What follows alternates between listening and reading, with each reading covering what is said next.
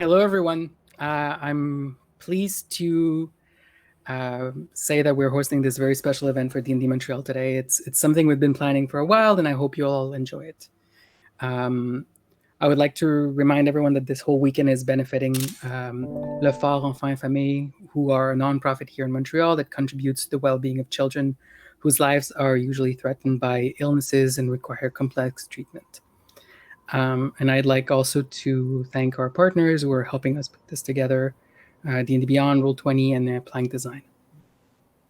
Now on to the game that you're all waiting for and our fantastic guests. Take it away, Grace. Yes. So my character's name is Grace Wellbound. I am an old and very short human wizard who focuses in divination and utility. I speak Goblin and Halfling. You will soon be introduced to Charity, my sister. We work together on various charity fundraising activity in the world of Dungeons and Dragons. Yes, we raise money for charity for the Goblin children. I used to be an adventurer and realized just how many goblins are killed when adventuring, and all of the Goblin children that we're leaving orphaned behind. So we will take care of those stray children, and we will raise them right. That is my mission. Besides that, my real name is Jen. I'm a producer at Compulsion Games. I've been working in video games for a long time, and I used to be a full-time streamer back in like 2012. So that's it. I think I'm next. Hi everyone. I am the worst D&D player in the world, and I'm so happy to be here today to play with D&D Montreal for Le Fort. My name is Stephanie Harvey, also known as Miss Harvey. Unlike everyone here, my D&D experience is trash. Not trash because it was bad, but just because I've only played with Jen, and she's always been so much better than me. So I used to be a professional um video game player in Counter-Strike. And now I do a lot of things. I especially like to do advocacy in gaming when it comes to diversity, as well as cyber dependent, cyberbullying, cybersecurity. And I work for CLG as a director over there and all their outreach initiatives. And my character today, as you might see on this beautiful overlay, is also a well-bound from the same family as Grace. My name is Charity Wellbound. You might discover two facets of her personality because she's not only Charity, she's also actually Jen. I'm blanking. What's my other name? I have two names, guys. I have the Let Charity me side, see. but I think it was Virtue. Virtue. But people know me as Virtue in the traveling world. So Charity is actually kind of a secret personality that I have. Um, so I'm a Grace sister, and I've been fortunate to be very charming my whole life. And we travel the world, and it's very easy for me to sell stuff and be a salesman, especially when I'm under Virtue, my second personality. And we're very old too. So I'm also a little bit confused, potentially on the verge of dementia. So it's also going to be a wild ride. All right. Hi, everyone. My name is Kate Rashido. I am one of the admins and global founders of D&D Montreal. So I hope you're all enjoying this long weekend. We had been working on this for a really long time, and we just really, really want you all to have fun. Today, I'm going to be playing Cash High Roller, and he is a very, very, very old halfling who was once one of the most famous adventurers of all time. And your great, great, great, great grandmother might have told you about his adventures. He is going around the world again, taking up a little bit of tour because he owes a lot of people a lot of money. and he's trying to get into the charity gig right now, also working to save all those poor goblins. You might have heard of his charity called Cash for Goblins, and this is where he is going to be tonight. That's it for me.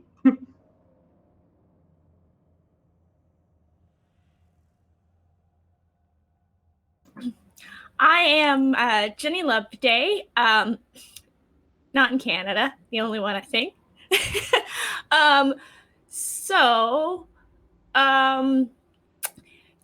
My character today is going to be Karina. I am a half-elf paladin of Angarad, and I have been spending my entire life, which has been quite substantial up to this point, almost 200 years old at this point, going around and kind of teaching the wisdom of it, along with my friend Walker, whom I helped bring into the church, so you'll meet in a moment. And we're just kind of, we've got a lot of empathy for what's going on up north, and so I'm excited to kind of meet back up with all of my friends. We used to adventure together and go on, one more adventure to save these goblins. Hi, my name is Andrew Bishkinski. I'm a Toronto-based D&D player, DM, and writer of occasional adventures, which I sometimes run for my friends in Montreal, who were kind enough to invite me to the stream. Today I will be playing Walker with Stick. Stick will be played by an actual stick. Walker is a Furbolg cleric of Angara, and as Walker would say, over 100 years ago, when I met Karina, my life changed when she introduced me to the worship of Angara. Since then, I have become the founder and great practitioner of the Church of Angara outside Waterdeep, where we perform weddings and other important ceremonies that unify people in Our Lady's Church. I hope that you all too can be saved by the Church of Angara.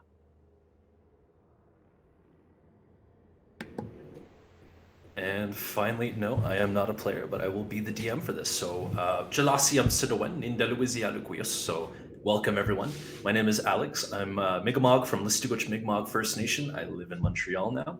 And I will be DMing today an adventure that has already been published, but I've taken some creative liberties with it in regards to the fact that the book is just released on Icewind Dale. So, it's going to be a bit of different. The title of the adventure is Blood and Fog, but we've kind of rebranded it as Old Adventures in the Icy North. My day job, I work as an outreach administrator in an Indigenous health program at McGill University. But in my spare time, I DM quite a bit. I play a lot of D&D. I'm quite a pronounced nerd. And I'm very happy to be able to put that towards charitable cause today. So without further ado, we know our players, we know our characters. Let's go ahead and jump into the adventure. Icewind Dale has become trapped in a perpetual winter. Ferocious blizzards make the mountain pass through the spine of the world exceedingly treacherous, and this land has not felt the warmth of the sun in over 2 years. In fact, the sun no longer appears above the mountains. Not even in what should be the height of summer. In this frozen tundra, darkness and bitter cold reign as king and queen. Most Dale residents blame Auril, the Frost Maiden, the god of winter's wrath. The shimmering aura that weaves across the sky each night is said to be her doing, a potent spell that keeps the sun at bay. Dale folk live in a scattering of settlements known as 10 towns. The drop-off in caravans coming from the south and travel between settlements in this never-ending winter has left everyone feeling isolated. Although each town has resolved to appease the Frost Maiden with sacrifices of one kind or another, no respite from winter's fury seems forthcoming. For adventurers such as yourselves, 10 Towns is a place to test one's mettle and, in the spirit of heroes who have come before, leave one's mark on this frigid, blighted land. We pick up in the middle of the tundra. It chills to the bone as the blistering winds howl from the spine of the world, a set of mountains jagged in the south. In the eternal twilight and darkness that has overtaken this land, people have begun to go missing along the trading routes that connect the settlement of 10 Towns. Nearly 24 people have been reported missing over the last several weeks, and a bounty has been posted for the successful return of each individual. As a reformed adventuring party, you have been tasked with securing the trade roads and searching for any leads to these missing folk. The travel between the past few settlements has been quiet, and today you've begun the journey from Goodmead to Eastmead. Smile and Richie Burke, ecstatic. The winds are especially strong today, and you're finding it difficult to breathe when facing it directly. Off to the south, near the edge of Lake Redwaters, you hear a tremendous howl which tears through the air, but unlike the wind, is immediately followed by a scream that is cut short. What do you do? Goblina, is that you? Do you Anyone else hear that? I did. That scream, it didn't sound like an animal. We should probably go. Someone's in danger. I hope it's not my key speaker for the next charity. Goblina, I know she disappeared. Yeah, she's a pretty cool one. We gotta go find her and everything. So yeah, let's go. Cash is definitely gonna take a step out front. He's kind of short, but he's got big shoulders and a big paunch. And he has his trusty little short sword, and he's gonna keep walking forward in the direction of where he heard the scream. Fine. Hurry up, sister. We must save Goblina. I carry on at a very slow pace. Yeah, as Cash sets out in that direction, I will take up. Karina takes a pace like behind him, sword drawn, at the ready. It's just a dangerous environment. You should stick close, little one. Yes. Yeah, I like the cut of that. Let's do it. And Cash is gonna make sure to stand just a little bit ahead of Karina at all times.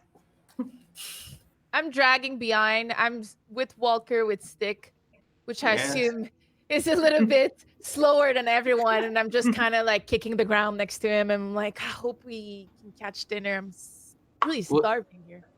We will get there just in time to rescue Cash again, I'm sure. And Walker slowly sort of touches his shield and casts light on it too. So it kind of shines it forward like a little torch. Okay. And I'm like kind of hovering, but also kind of using Walker with Stick's body to like move forward. Well, as you all approach, through the sleet before you, you can spot movement just inside a tree line that borders the shore. Gonna squint at it a little bit. Walker, does that look like a person? I shine my shield in that direction. I guess it's this. Right. And as you do so, you see effectively a few things. There are presently 2 people lying on the ground. In the darkness, it's difficult to discern much detail, but what you do see are 3 humanoid forms hovering over one of them, all kind of down, huddled into kind of these very kind of freakishly bent postures, the neck seeming to extend forward kind of in a way that pronounces like canine-like features. And they currently seem to be reaching down into the body, grabbing something and bringing it to their face. It's tough to discern at this distance. No, I don't like the look of that. Yeah, they seem to be having really bad back issues, just like me. I suppose I should check if they're okay. And I start moving towards the bodies with the intent of checking on their well-being. Alex, how far-ish are they from us? At the moment, considering it's like twilight, so it's like dim light, but with the shield with the light on it, you're in bright light. We'll say you're about like 60 feet at this point. All right. Cash will keep walking forward, and he has his short sword drawn, and he's gonna go, "Hey, shoo, shoo!" Yeah, I feel like Cash is right. We're being naive a little bit here. Is that a moment where I can roll perception already? You may roll perception if you'd like, yeah. Okay. Because I assume I'm always very suspicious of everyone because I'm a very suspicious human. Very fair. I'm a pretty dumb human, or a pretty dumb halfling, so I'm just gonna keep walking forward. So with a perception of 10, Ugh.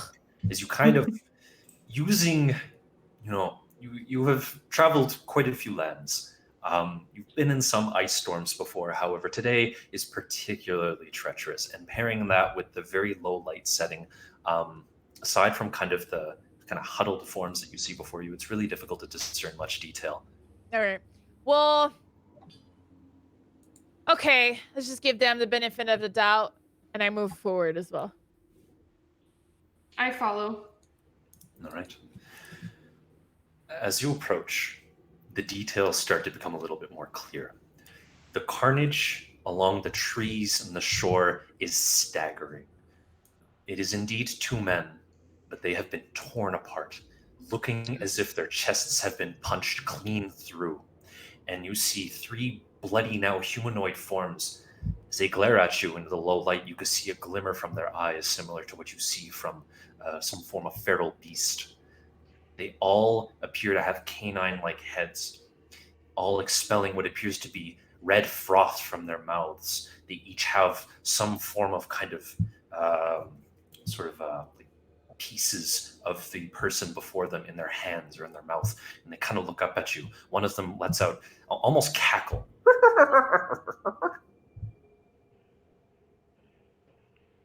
Okay, I see what's going on here. Cash is going to turn back to the party and go, "I'm just going to take care of one of these guys. See ya." And then he's going to start running in like this joint popping little sprint where you can kind of hear every of his bones as he moves forward. As you do that, yes, go for it. Ginny, you were going to say something? Oh, yeah. As Cash goes to run forward, I start whispering a little prayer to Angarad and pull my sword and begrudgingly start following after her. All right. After him. Yes. Why must you always run into danger? Cash just like looks over his shoulder and gives you this really greasy smile, and he's just aiming right for the kneecaps of the one in the middle. We're gonna have to save him again. All right. So Charity, as, do they No, look no worries, no worries. dangerous to you, dear? I didn't hear you. Sorry. I said, Charity, do they look dangerous to you, dear? Not at first look. They just look like they're hanging out, but I can't see very well. Maybe let me put my glasses on. They are tearing those men apart. one lets out a laugh. As Cash begins to kind of close the distance, all three of them stand up, dropping whatever kind of pieces of matter they have in their hands. They go, you hear another laugh. I need everyone to roll initiative. Ooh. Oh, wow. Oh, well, goodness. Hey! Oh, wait a minute. I don't know why I rolled with advantage. Wait. I rolled a 19, yeah, so 21. 21, okay. Yeah. I didn't have the turn order up. So what we could do is, if everybody rolls their initiative one more time, I'll just change it. There we go. Oh, what are these rolls? Oof. Natural one. Better now than later. Yeah, that's very fair. Alex, I don't think Cash is on the field. Yep. I don't have my token. Oh, They should be under player characters. Let me just make sure that you guys have. Okay, Charity. Okay, I'll just move on again. Yeah, no worries. So let me go ahead and fix that very quickly. It's just not on this screen. Right. So Charity. Ooh, this is really advanced roll 20 from when the last time I played. This is pretty cool. All right. So Charity, you should have access to your character now. Who else? Do I place it where I want? Is that how it works? Yep. Place yourself at how you feel you can approach it with your party. All right. So Cash is there. All right. I'm gonna go ahead and Roll forward. How do you, is there like a, sorry, I have to hold my hand here. No problem. How can I place it? Your character. Okay, so you're gonna go right onto your name, and you're gonna drag it onto the screen anywhere. Yeah. Wait. All right. Let's tidy up this initiative order here.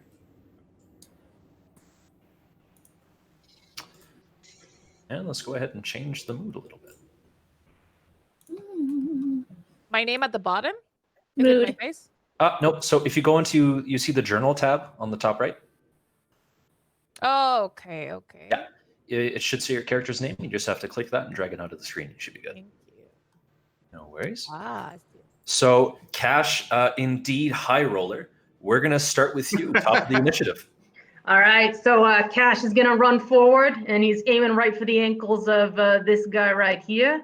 Okay. So he's gonna make it with his slightly improved speed, and he is going to grapple right at the ankle. All right. Athletics. Let's go ahead and see. Oh, they're pretty tanky. Let's see what we can do here. Hey, not bad. 22, No. sorry. 22. Yeah. Now with a 6, it's going to work. All right. So basically, as you lunge forward, although it begins to kind of unfurl its claws, you manage to get it in the lower half, and you wrap your arms around its kneecaps tightly. Yeah. So the second Cash connects, he's gonna go, hey, I can fight too, and he's gonna get real angry, and he's going to bonus action rage. Okay. And then he's gonna have his little short sword in hand, and he's gonna take one clip on the creature that he's tackled. Very nice. So that is going to be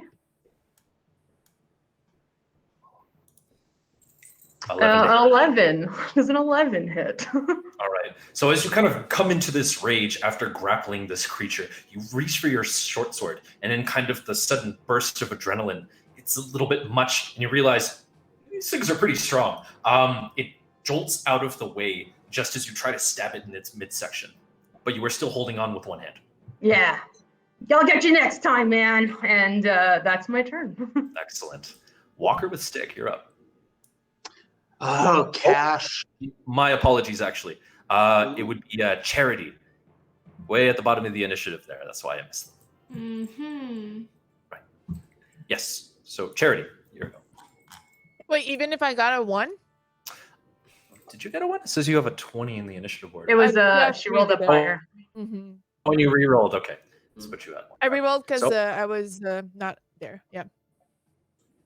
Let me go last. Yeah. That makes sense. Okay. All right. So then we're going to go with Walker with stick. My apologies. Okay. Cash the Rash. That's what they call him. Always rushing ahead. And you, Karina, always bravely rushing ahead. The two of you, your willingness to go in the front and bear the brunt of the blows, this binds you. And so I will bind the two of you together with the blessing of Angara. And I will use my emboldening bond feature. If the two of you, Karina and Cash, are within 30 feet of each other, when you do, you will get a D4 bonus when you do attacks or ability checks. Very nice. And then I will watch the goings on from the comfort of behind this large boulder. All right. Karina, your go.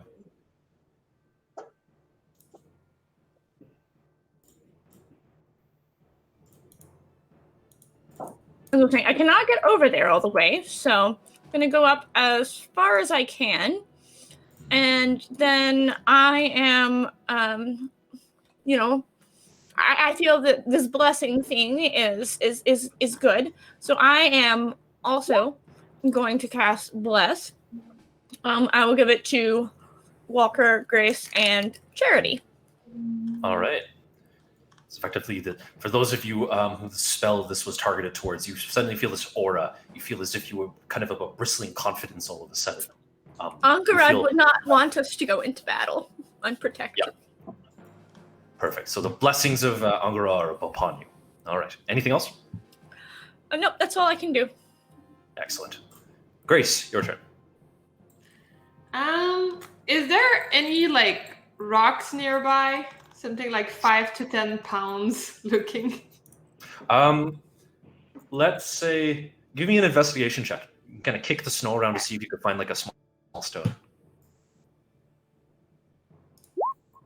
Ooh. 20.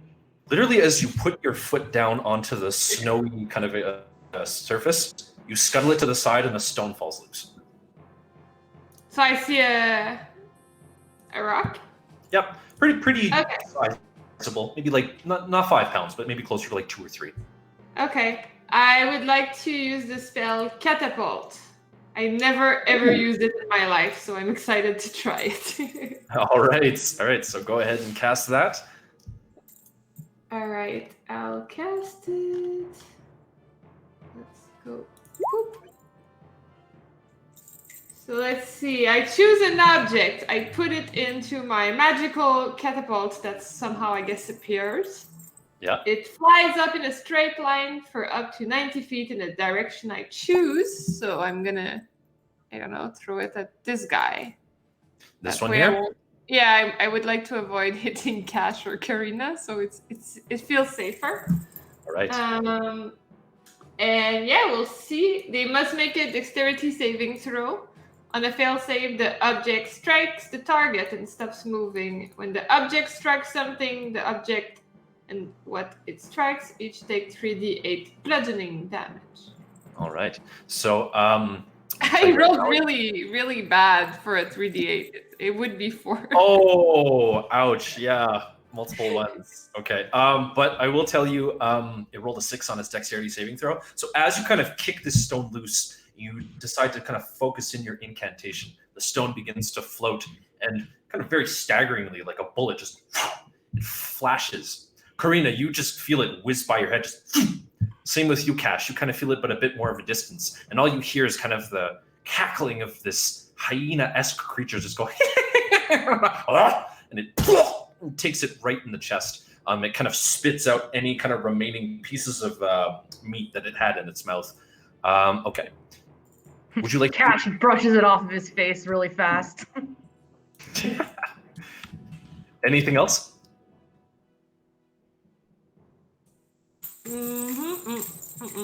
I have nothing else. No. I guess I'll move a little bit. I'll get out of the way. So I'll just go like here. Excellent. We're gonna go now to the enemies. We'll start with the one currently grappled by Cash. Considering that it's grappled, it's gonna look down at you and it's gonna try to grab at you with its claws, but in a way that will be damaging. In other words, it's going to attack you with its claws. Bring it. Yeah. So the first one's going to be a 10. Nah. Your center of gravity is too low. You're kind of swinging it to the side, so it whiffs with one claw. It whiffs with the other, also rolling a 10, and it gets frustrated, and it's going to try to bite into you with its kind of bloody maw. And we'll roll a 15. I believe that. Will hit. It will hit. Okay. I'm going to need a Constitution saving throw from you, please. Yeah. I'm pretty good at those, I say, as I probably whiff this. 21 plus a bunch. So as it kind of furls into your shoulder, it pierces, it kind of starts to rip slightly, giving you 8 points of piercing damage. But as it tries to also cinch in this kind of demonic bacteria from its fangs, you flex, keeping the toxins from entering your body.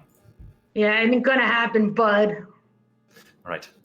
This one here is going to go ahead and meet Karina head on. And it's going to do 3 attacks. So we got 2 claws coming, and it's going to try to bite at you as well. Right?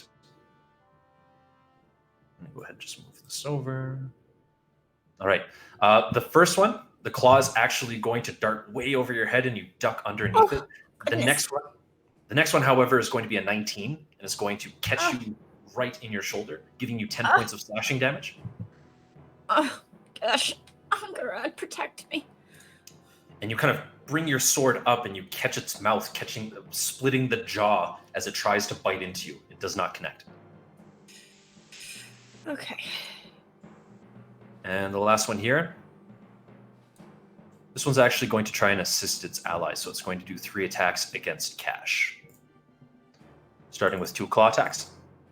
The first one's going to be a natural 1. So it actually, although it doesn't damage his ally, he completely whiffs Cash and just hits the kind of the abdominal area of its ally. Kind of gives it correcting itself, it rolls a 24 and connects you right in the back of your shoulder, giving you 7 slashing. And following suit, it's going to go ahead and try to bite you. Rolling another natural 1. Okay. So, in fact, this time it actually bites into its ally and kind of hear a loud yip. Cash just holding on to the kneecaps of the other creature and wiggling, and he's like, "You guys, step it up a little here. It's been a minute." All right. That's their turn, so we're going to go ahead and move over to Charity. I threw a rock. What do you want from me? Wait. All right. Oh, yes. There we go.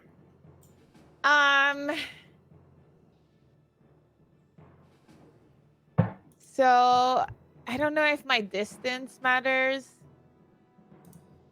but I try to hit that one guy.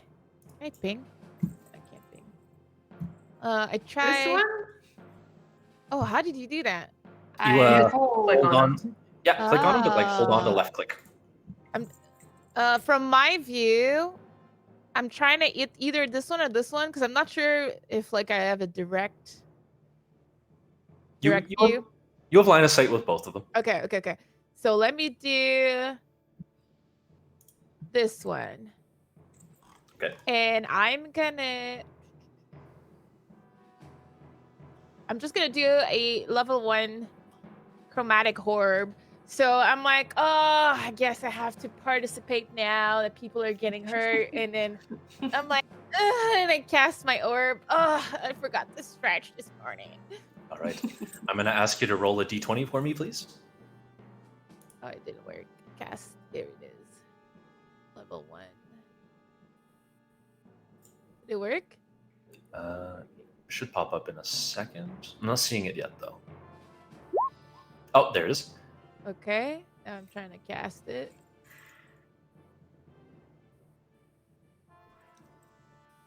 Oh, cast on VTT. It's not working, my friends. Oh. Okay, let me start one more Click on the 3d8 in the actual roll 20 and it should attack. Okay. Or should damage at least. Let's do that. Ta-da! Okay. So, Wait, I need to do That's the damage. Yeah, hold on. Is it just a regular roll 20? that's the damage. Yep, just roll a d20 and then we can add your modifiers and stuff after. Okay, let's just do that. Hold on. Trying again. Okay, this works. I'll just manually do it. Okay. Did I get a 20? No. Yep. Roll 20. All right. So what you're going to do is you're going to roll another 3d8 because you critical hit this. Okay. Am I just like, All right. What I'm going to ask you to do, however, is I'm going to ask you to roll another d20 as well. Damn, what is going on? Little extra goodness. Wait, no, there's no way. Wow. That's Okay, wait. I didn't do it. D20. D20. Yeah, guys, let's do this again. First D20 wasn't right. Oh, okay. Now I'm seeing it. Sorry. It was like I'm seeing. Yeah, I'm seeing. So it is a natural 20. There we go. No, we got 18. One of them's a natural 20. So let's say that Okay. it's not a critical, but you certainly are going to hit just with that alone. But I'm going to ask you to roll another d20 for a wild magic surge. Okay, you're fine. All right, so your spell goes off. So you basically pull out this diamond from your pouch, focusing your intentions in on it. This kind of chaotic energy starts to arise from it. What type of damage are you doing? I'm gonna do. Oh, I see why it wasn't working. I had to pick the type of damage on the roll 20. Wow, this is gonna be pretty difficult. Huh? Oh, there it is. Okay. So you're doing I want to see that. so fire. Fire. All right. Yeah. So as you kind of focus your intention in on this orb, kind of the fates kind of align, and the spell goes off. The diamond starts to turn a bright red, and from it, flames start to erupt. And as you let it go from your hands, it just darts forward towards the knoll here, striking it kind of in the upper chest area, and it sears into it, doing, your original one was 16 damage. Okay. Sorry about that, guys. No worries. My shit is broken. Don't worry about it. Keep going. No problem. Keep going. Anything else? No, I'm bored at this point already. Kind of watching the fight, kind of being like, I just want to eat. All right. Cash, we move back to you. All right, so Cash is taking a couple little nicks, nothing too serious. He did notice that massive amount of fire coming out from Virtue, and he's just so annoyed because she's always here one-upping me, so I gotta step up my game. And I am going to recklessly attack the creature in front, or that I'm grappling. Very nice. So let's see if this works. And I'm taking 2 on him, so a 26 and a 12. 12. All right, so that 12 isn't going to connect, but your first strike, you managed to get it in between some of the ribs, dealing 10 piercing damage. It's 10 piercing, 4 sneak, 2 rage, and 7 divine fury. So it is a grand total of, I'm terrible at math. It is a grand total of 6, 7, 13, 23? 23 yeah. points. 23 points of damage. And he's going to look over his shoulder at Virtue and go, like that. All right. Unfortunately, you managed to connect with this blow, driving it into some ribs, and you see some kind of gore begin to set out onto the blade. And as you pull out and try to do a second strike, it manages to weave itself out of the way, still in your grapple. That's my turn. All right. Walker. Oh, wait, I have a D4. Hold on. Sorry, I just remembered the D4 from Walker. Is that like a pseudo bless? You get 2 D4s because you're also blessed. Ooh. No, I'm not blessed. No? Oh, does a 15 connect, Alex? That 15 will certainly connect. Okay, so it would be then 8 more points of damage on the second blow. All right, so forget everything There you go. just said. As you kind of rip the blade out, you plunge it deeper into the wound this time, trying to drive towards something vital. All right, and now we move on to Walker's turn. I told you, Cash, you need only trust in Angara.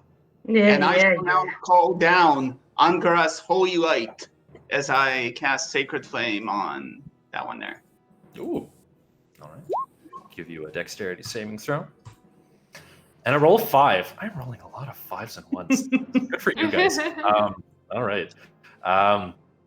So it's 5 radiant damage, and then as a bonus action, I will cast Shield of Faith on Karina. Ooh. Adding some reinforcing your defenses with Angara's faith. And also, both Cash and Karina, you feel the bond between yourselves is stronger. You can use your reaction to grant the other one resistance when they take damage, should you need to. Pretty good. Pretty good. Very, very nice. So effectively, you kind of get this feeling that although you know you're locked in combat with individual kind of opponents, you suddenly come into a point where your minds feel as if they're at unity with one another. Seemingly, you feel not only kind of the pain and the feelings of each other, but you also feel each other's presence also in each other's mind. Oh, All right. Could you not? Yeah. It's so holy up in here. Oh, it suddenly got so loud in here. Oh, goodness. Well, Karina's going to turn to the one directly in front of her. and I am going to attack him with my greatsword, the might of Ankaran. Oof. Yes. So 22 will certainly hit. I am gonna go ahead and lay down a divine smite. Ooh, all right. Nice. You can, let me just verify something. You can roll another D8 to that. 2d8. Oh, I can. Oh, you. I see what you mean. Hint, One- hint, one- wink, wink. One more. Okay, 10 more. there we go. All right. Very nice. All right. So with kind of this holy radiance and stuff emanating from your blade, there's a lot of auras going on. So effectively, I imagine your character is illuminating the space quite well. The foe before you is kind of squinting because of it, and as it kind of like begins to adjust to the light difference, a great sword cleave is coming down on it, which catches it into the chest, and it just explodes with kind of holy energy. All right. All right, and then, yeah, I will cry out for Cash to be where, and dang it, and I will scoot myself over here. Back Don't to you have back. another attack, Karina? No, not Don't right you have now. another attack? Do I? I do. I will do the attack again. I can swing twice. I don't play paladins. Neither do I. That's okay. And I will add add my d4s to that, and we'll go ahead and do that. Yep. That's not helpful. Yeah, okay. So as you kind of adjust your form to go back to back with Cash, the sudden impact kind of hits you as you try to do your second blow, and it kind of swings wide over the knoll. All right. Grace, we move over to you. Yeah, seeing everybody like kind of showing off, my sisters like doing some color thing.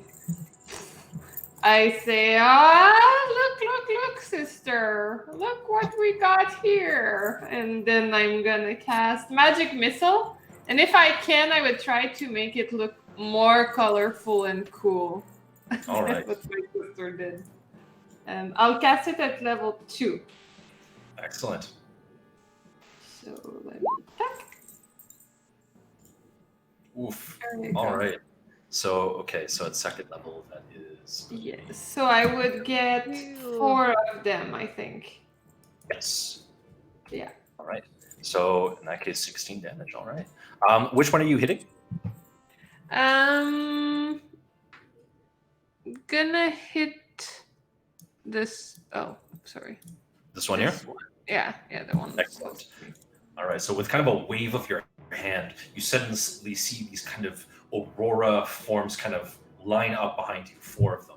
And as you kind of like drop your hand, they all just shoot into the knoll before you, and they all impact one right after the other, dealing 16 damage. And I'm trying to make them look like more of a show than what they actually do. So I'd like to imagine like they spawn behind me in a synchronized fashion, and then I'm making them twirl a little bit. And then they kind of follow each other and dance around the wolf, and then they finally hit it. And it's like, why was it so long? I don't know. Excellent. It's such a spectacle that the knoll is suddenly kind of taken by it and just watches it as it flies around, circling around trees before it heads towards him. And he goes, hitting him again. This one's taken a lot of spell attacks, it seems. With that, is there anything else you'd like to do on your turn? No, I think that would be it. Yeah. Okay. All right. We're going to go back to their turn. Seeing as how this one has taken a considerable amount of damage, no, actually, what it's going to do is it's going to get hit in the back, turn towards Karina, and try to square up with you. So it's going to attack you twice with 2 claws. First one's a 14, second one's a 12. With your newfound buff from your ally, you're able to deflect the blows with ease. And finally, it comes down with a bite. That one more time. There we go. 16, not enough. without much effort. Also, you see that your opponent is very bloodied at this point. Is kind of very much. You can see that they're nursing one side more than the other. You've taken a considerable amount of damage. None of their blows connect. This one now is going to try and attack Cash. Again, 2 claw attacks. Okay.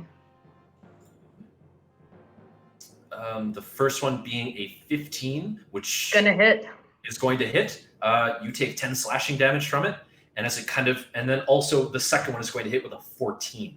It also puts a claw into it and kind of rips them both away in hopes that this will release your grip. In total, you're going to take 21 points of slashing damage, and as it states that you're still holding on, it's going to try and bite into you again. And the fangs won't connect. You're able to kind of push your shoulder up and slam the jaw closed before it's able to connect. That's it. This one now is going to move here and is going to divide its attention.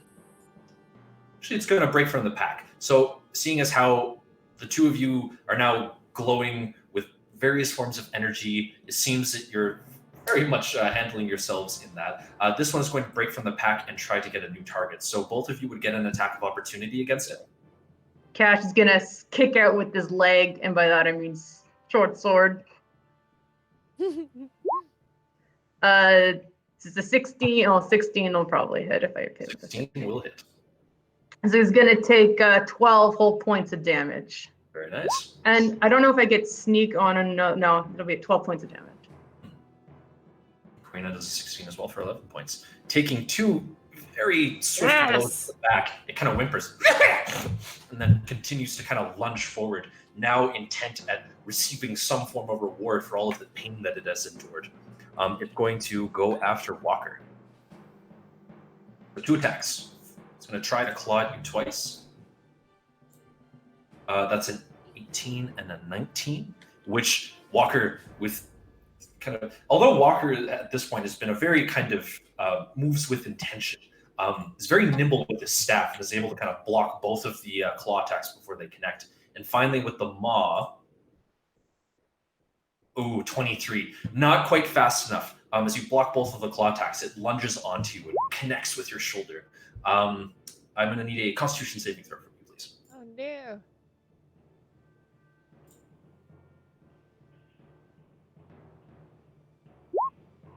'21. You've dealt with poison and toxins from many creatures before, and your system, in fact, you've grown quite resilient to them. Due to this, you ward off any damage that would have subsequently happened from the exposure to the bite itself, but you will still take 6 piercing damage. Okay. All right. Charity, we go to you. All right.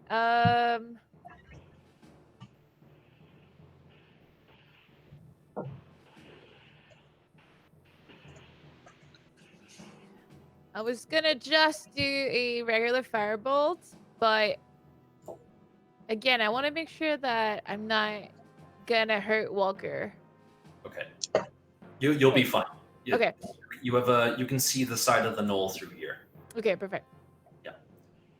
As I can see, for whatever reason, Walker is my favorite. I don't know why. I've gotten a big fan of him just because he's not dramatic and he's very like calm, and I guess it calms me, and everybody else in this group is kind of erotic or like chaotic.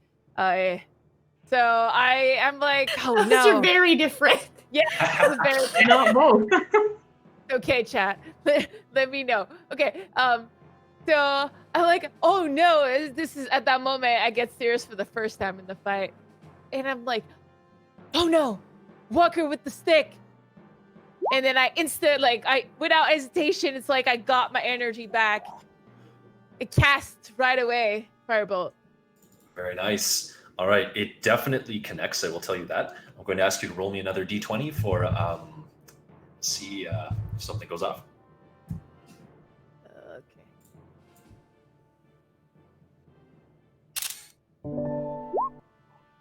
Okay. The spell goes off. The fates meet where they are supposed to, and your firebolt goes off, just whizzing by Walker. Walker, you feel some of the hair just kind of behind your ear start to singe slightly, but it connects directly with the knoll, and it lets out this very kind of winced pain.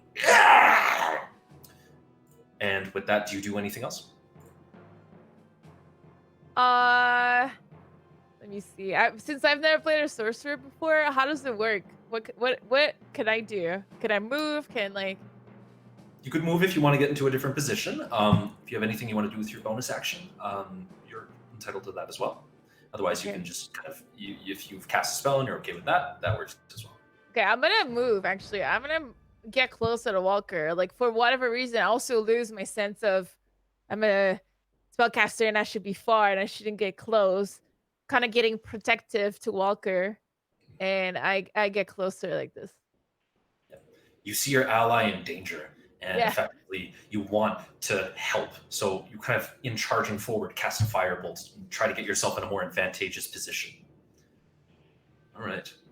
Perfect. Cash High Rhoda. All right, these two are still up. Cat don't like that. So Cash is gonna unleash on the creature that he's still grappling recklessly. Gonna try and whittle him down.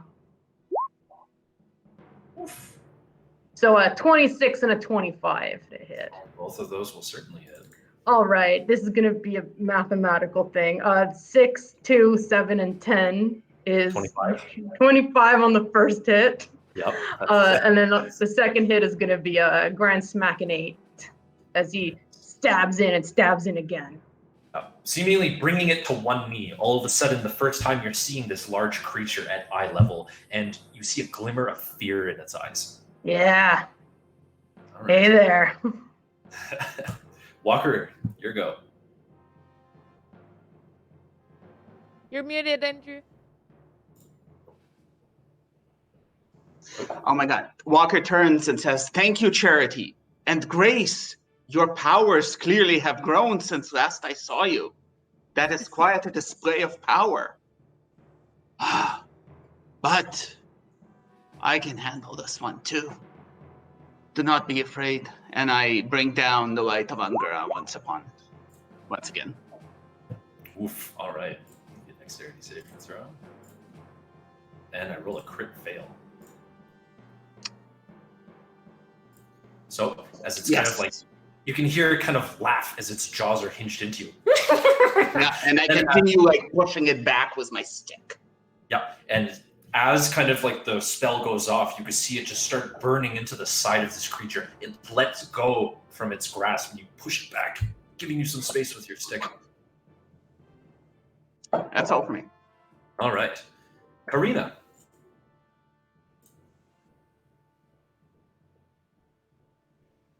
Karina still has one face-to-face and has suddenly remembered that Ankarad has blessed me with magic. So I have the capability to hit this guy with a green flame blade. Here we are. Flame.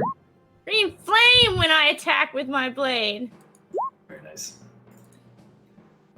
All right, so 16 does hit, so that's 18 on the first one. All right. So I'll tell you what. So after you put this incantation into your blade, feeling the power of Angora surge over you, it emanates your blade as a form of green flame. And as you strike, you catch across the chest of this creature, and with kind of a death throw, it goes and falls onto the ground, dead. I'm gonna wheel around Cash and just hit this one with my sword. Cash looks up at you and is like, "Don't you do it! Don't you do it! This one's mine!" I'm here for you, little one! As I slash down on that one. 23 definitely hits. 12 points. Yeah, absolutely. So how this one goes is you kind of pivot, turning to the back of Cash. You hear almost a slow motion from Cash in your mind. Don't do it. And as your blade punctures into the knoll, the form stiffens, letting go, and dies. Cash turns to you and goes, "That one was mine." I heard you too late. My hearing's not what it used to be. Two fight as one. Yeah, that was one of mine now as we well. move over That's to on the board for me.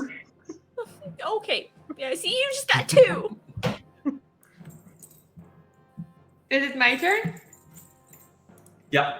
Okay, cool. All right. So seeing all this unfold, I really want to get the finishing shot because that's usually what gets all the glory. So I'm gonna have all my courage come together, and I'm gonna walk up to the dude. Actually, I'll be smart. I'll get behind the wolf because I think that gives me advantage. Because we're like surrounding him with Walker. And then while looking at my sister, no, it's not an advantage. Some people play with flank rules. I don't tend to, Okay. but we'll say that you can still get your attack in. That's no problem. It's fine. I still want to be there because I can then cast my spell while looking at my sister. with a little smile. And then I'm gonna cast Shocking Grasp Okay. at the wolf. We'll see what happens with that. And then I have a wait. Oh my god, yes! Oh, okay. Yes! Okay. So I'd like to imagine that there's more shock when you get a 20. I imagine you just shuffled in the snow to get the static up. Yeah, like, oh yes, I did. I'm like charging myself up with static electricity. And then I am like, the grasp! It's shocking. And I put my hand on the little wolf.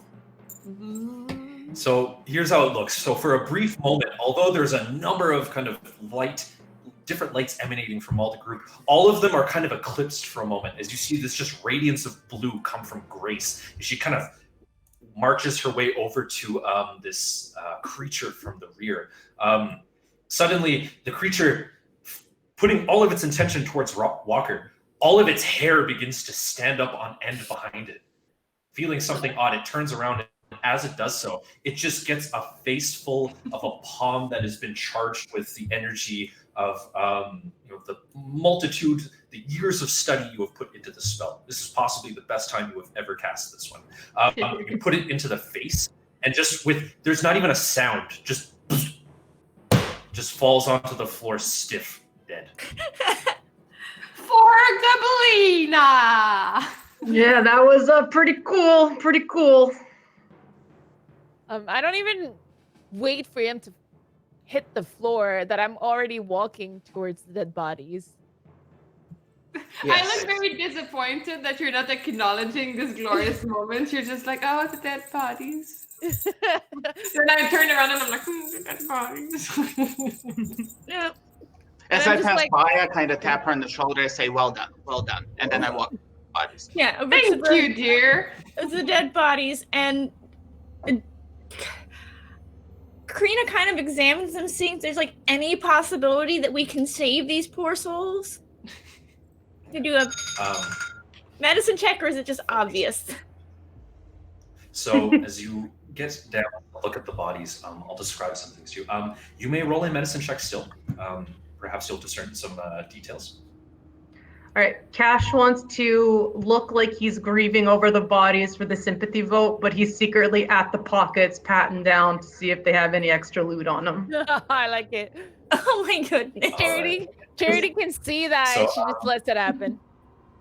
She's just like, let's say they're already dead. Yeah. Okay. So you're doing this to the creatures or the people? No, the person, the body, right there. Yeah, the bodies of the people that were near. So both of you, perfect. Okay. I'll ask for an investigation from you, Cash, but I'll describe what you see, Karina. As you kind of round the bend, taking a look at these husks before you, it is clear that they had suffered for quite some time. There are just rips, pieces, chunks of flesh missing from all over. One of them is missing their left leg. But the commonality between both of them in all of this is there is a large hole in the middle of both of their chests. And as you kind of look within, you can see that their heart has been basically punched out. Well, that seems fatal, don't you think, Walker? Yeah. Yeah. Oh goodness. Cash is gonna go, got nothing. There's nothing life left in him. It's very tragic, very tragic. I'm gonna go oversee that one there, and he's gonna shuffle over to the other body and proceed to do another pat down on him. Yeah, sure. Yes, be sure to check them for you go ahead. clues. Yeah, and just making sure that this one's super dead too. You said check them for booze? For clues. Oh, sorry, my dear. I misunderstood you. It's like earlier. I thought my sister said erotic, but it must have been neurotic. So as you look at the other body cache, this one too, the clothing has since been kind of just turned into rags. There's a lot of frost developing around certain areas that would have received a lot of perspiration, such as the neck, around the face. There's a hood attached to the cowl that this one is wearing, but it is very matted. It's filled with dirt. It's icing over. And again, this one, although they do not have anything of significance on them, they too have a large hole in their chest, and their heart has been moved. Well, this cloak's pretty cute, so I'm gonna just grab it and I'm gonna slowly tug the cloak that's just complete rags, and I'm gonna put it over my shoulders and go, it's pretty nice, it looks good, it completes the outfit. I didn't find anything on him either. And It's no good to them. As she's finishing to talk, I already saw that there's nothing in these bodies, or I assumed, and I start walking away slowly towards the village. As you do so, all of you begin to hear a sound. As you look towards it, you see huddled at the base of an evergreen is a grievously wounded and shivering young woman. Oh. Clothed in scraps of clothing and furs, she shows evidence of severe injuries. Frostbite has begun to overtake her as her fingers begin to blacken at the tips. Even her nose is beginning to blacken. And numerous bite marks and scratches cover her exposed flesh. Her eyes glint with something of madness. What catches you is that she is giggling to herself. As you all kind of draw your attention towards her, the giggles become a full-on raucous laughter. What do you do? I walk at a much quicker pace than normal towards her. Are you okay? Are you cold, my dear? She does not respond. Are you Perhaps cold, she's my dear? delirious. She seems to be suffering from some kind of curse or something. Yeah, she just looks like she got a few screws loose to me. Maybe Well, she just needs to be warmed up. Can I cast perception again? I'm just always casting perception. Okay. There it is. All right. Oh, the road. So I will say this. So as you I imagine you're all kind of closing the distance to this individual. Yeah, slowly. I'm behind again. That's fair. That's fair. As you do your perception from a distance, you do not see any sign this individual is of any health to be able to up from the base of the tree. You can see they're suffering from very grievous wounds. There's bruises of different colorations indicating that this person has received injuries for more than just what battle might have ensued or quick combat. And what strikes you the most is, aside from the laughter, the eyes are just empty. They appear to be staring into nothingness. I'm gonna say something. So I'm the only one that sees that, right? Or the whole group? You kind of see it first, yeah. Okay. Guys, pause. I don't know if this woman is human. She's scaring even me. Oh, well, I could try to cleanse her, cure her. Perhaps she can be saved. I could warm her up. I have a. Don't set her on fire. No. Well, I mean, that would have been one way to do it, but I had something a little bit nicer in mind. I think we're sister. And I look into my sister's eyes. I have to go with Karina here. This looks like more like a cleansing thing than a warming thing. Okay, you guys give it a shot, but if it doesn't work and she dies of the cold, don't say I didn't warn you. Karina, can you sense if there is another presence within her? Yeah, use my divine sense to see if, if she's of this earthly living plane. You tune in to the resonance of whether or not this individual is, as you said, of this plane or not, and nothing outlandish catches your guard. Okay, I'm gonna Told you, just a couple of screws loose. slowly approach then with a hand extended.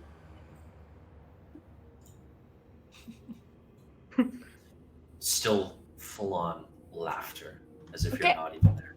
All right, I'm gonna get up and I'm gonna touch a finger to her and apply some lay on hands. I'm gonna give her Lay on finger. It's like Lay on distance finger. Can I cast mage armor on yeah. on Karina? Yourself. On Oh Karina? no, I'm good.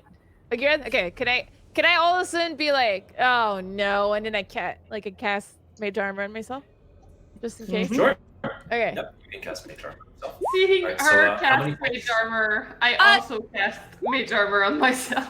So I don't know if she's like really a worthy cause. So I'm just gonna give her 2 for now. And if we can get her awake and find something out, can do a little more. Cash is gonna have his short sword ready in case she lunges out at Karina. Sure. All right, so I'm going to ask, Charity again. May I ask you to roll a d20 as you cast mage armor on yourself? Oh. It goes off, no problem. You're fine. Okay. All right, so you put 2 points of lay on hands into this individual, and you see that as this kind of holy emanation of healing enters the being of this person, the laughter just remains. The wounds close slightly, but this person is, for lack of a better word, very far gone.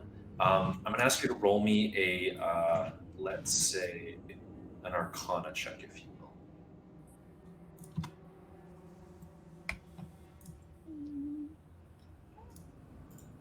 I'll allow you to do it with an advantage since you have a fair understanding of kind of the divine. Plus, you touched Okay. her. Yeah. Okay, with advantage, yes. All right, so although you think that this person's physical form is beyond any means of saving, you think that there might be a way of restoring her mind. Okay. I think I might be able to. Yes, Help. yes.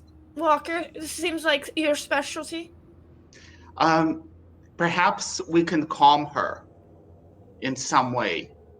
And Walker takes his stick, and out of a stick, a flower grows. I thought you were gonna hit her with a stick. I mean, that does And come. And Walker gives her the flower from his staff of flowers, and then kind of reaches out and casts calm emotions on her. Very well.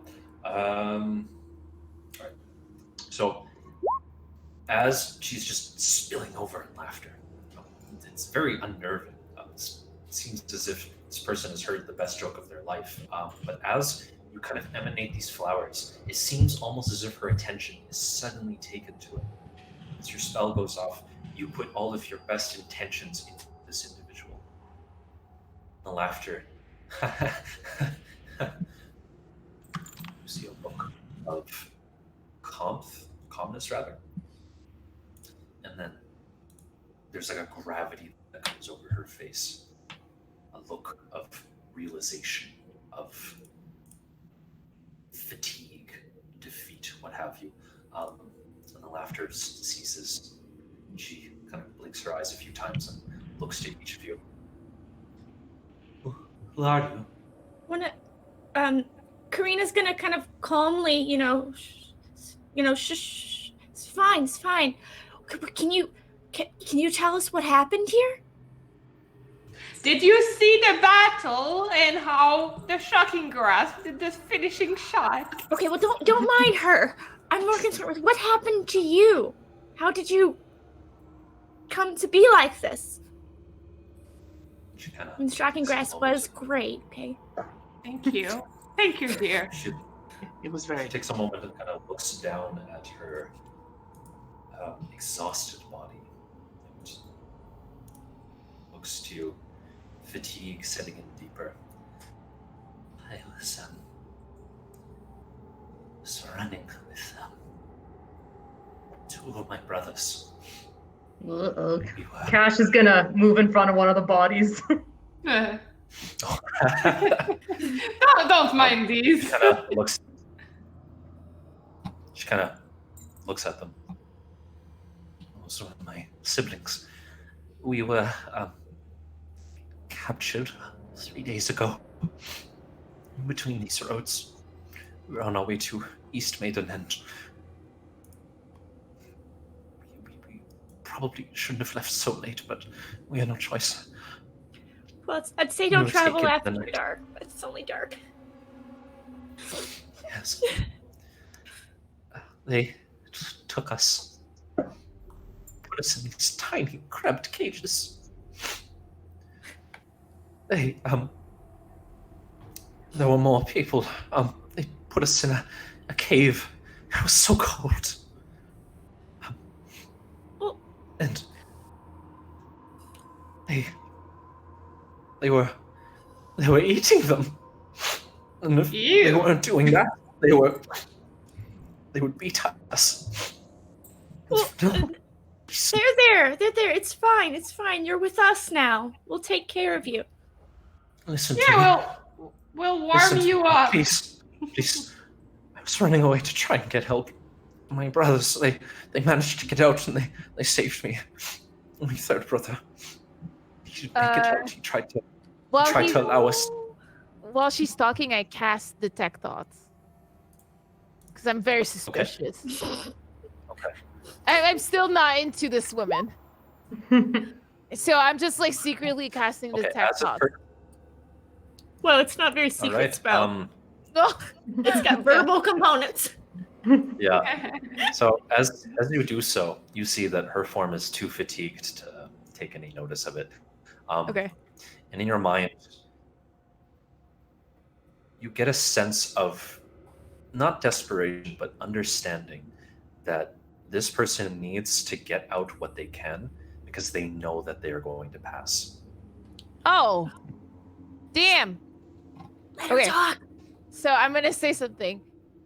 Guys, if you have anything to ask her, now's the time. Because I think our friend is going to die. Oh, dear. That must not happen. I run up to her and I put my cloak over her. You can't just say things like that. I have a robe of summer. It makes people feel like the weather's really nice. Oh, that's cool. That should warm you up. I hand it over like a little bit disgusted, but I'm doing my best to not look grossed out, but you can kind of tell. It's like your cloak over her. Oh, you were going to say something, sorry? No, that's it. Okay. So as you put the cloak over her, she kind of lets out a sigh of perhaps relief. Nonetheless, listen, I don't have too long. There's still people there. And what if you're out here? You or someone has to help them. We will go to them. You'll do that. Right after we eat. Yeah, you're kind of right. I'm getting hungry now. So as you kind of say so, you need to head south. She puts a weak kind of hand forward, pointing just in a general direction. You see how shaky her grasp or her shaky her hand is effectively. This is a trail. Follow it. It won't be there for much longer, but we were running for nearly, I'd say, more than a few hours. Follow the trail. It'll lead you into the spine of the world.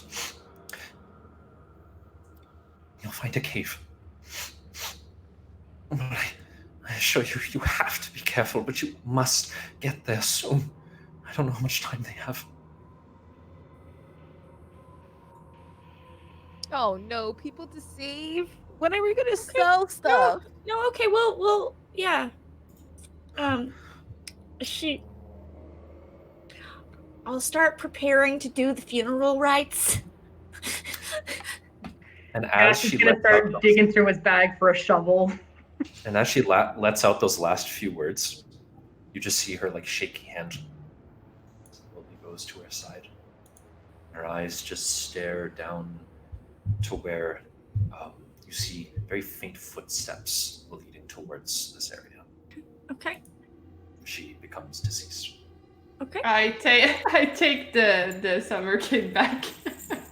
Yeah, and I will actually do the funeral rites ceremony so that she can't become undead.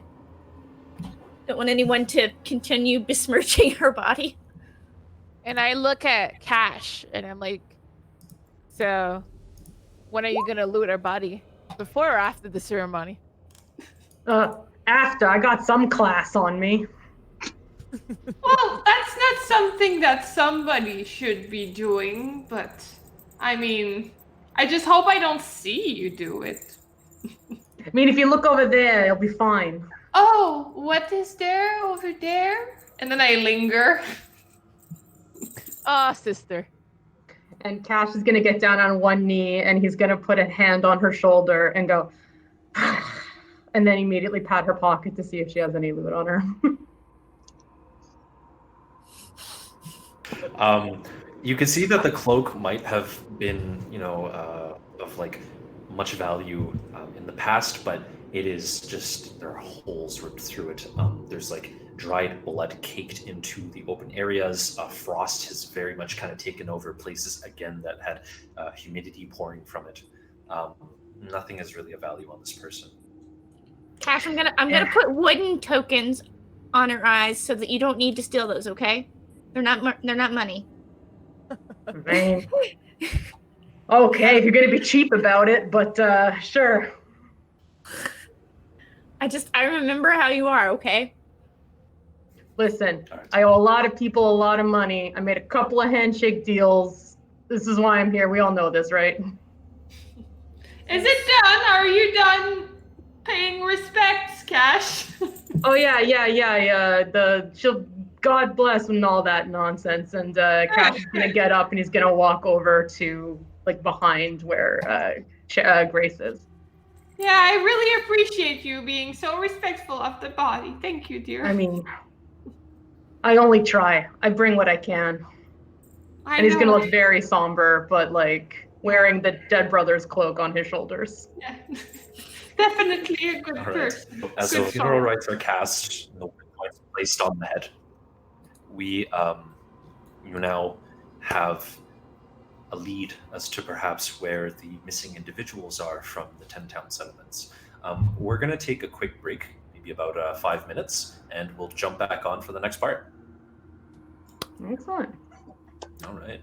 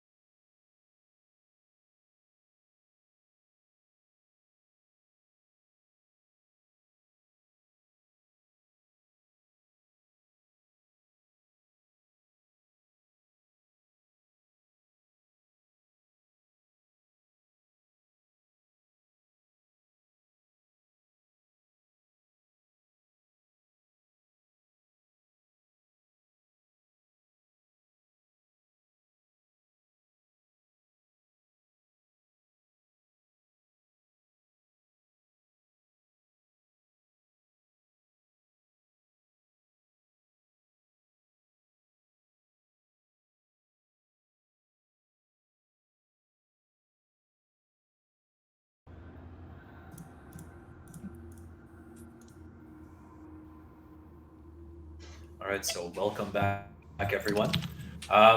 Before we get into it, I'd just like to call something out. We have basically smashed our donation goal. We're now currently, from what I checked, at 170% of basically, I think that comes up to about $847. We'd also like to let everyone know that even though we're going well above that, 100% of the donations are going to LaFair, so keep those coming in.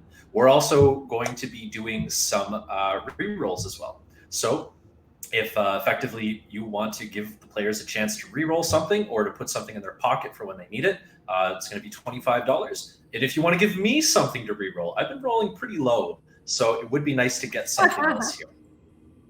So, and I believe that would be $30. But we're going to jump right back in. So,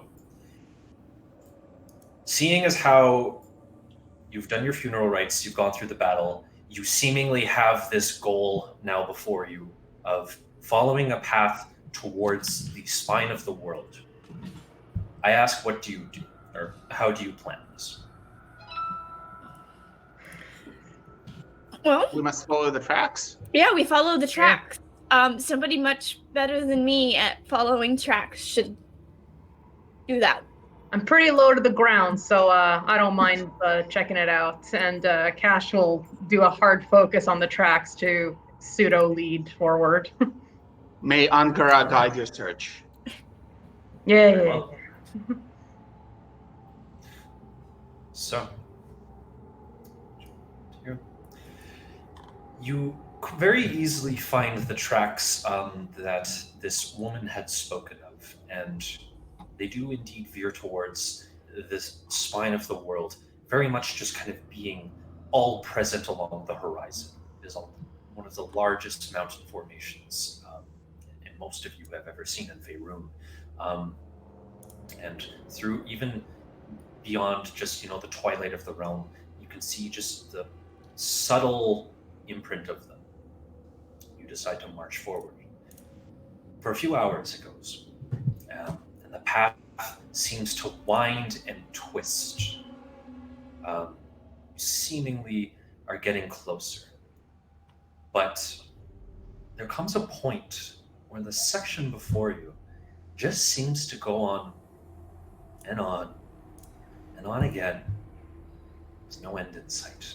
You find yourselves walking straight for an hour, 2 hours, 3 hours.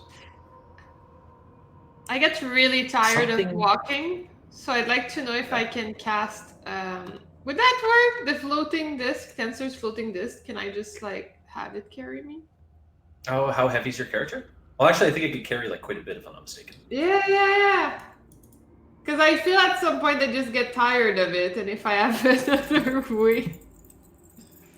I believe. Yeah, that's 500 completely pounds. Other people can actually hop on it. We can just. You're good. glide.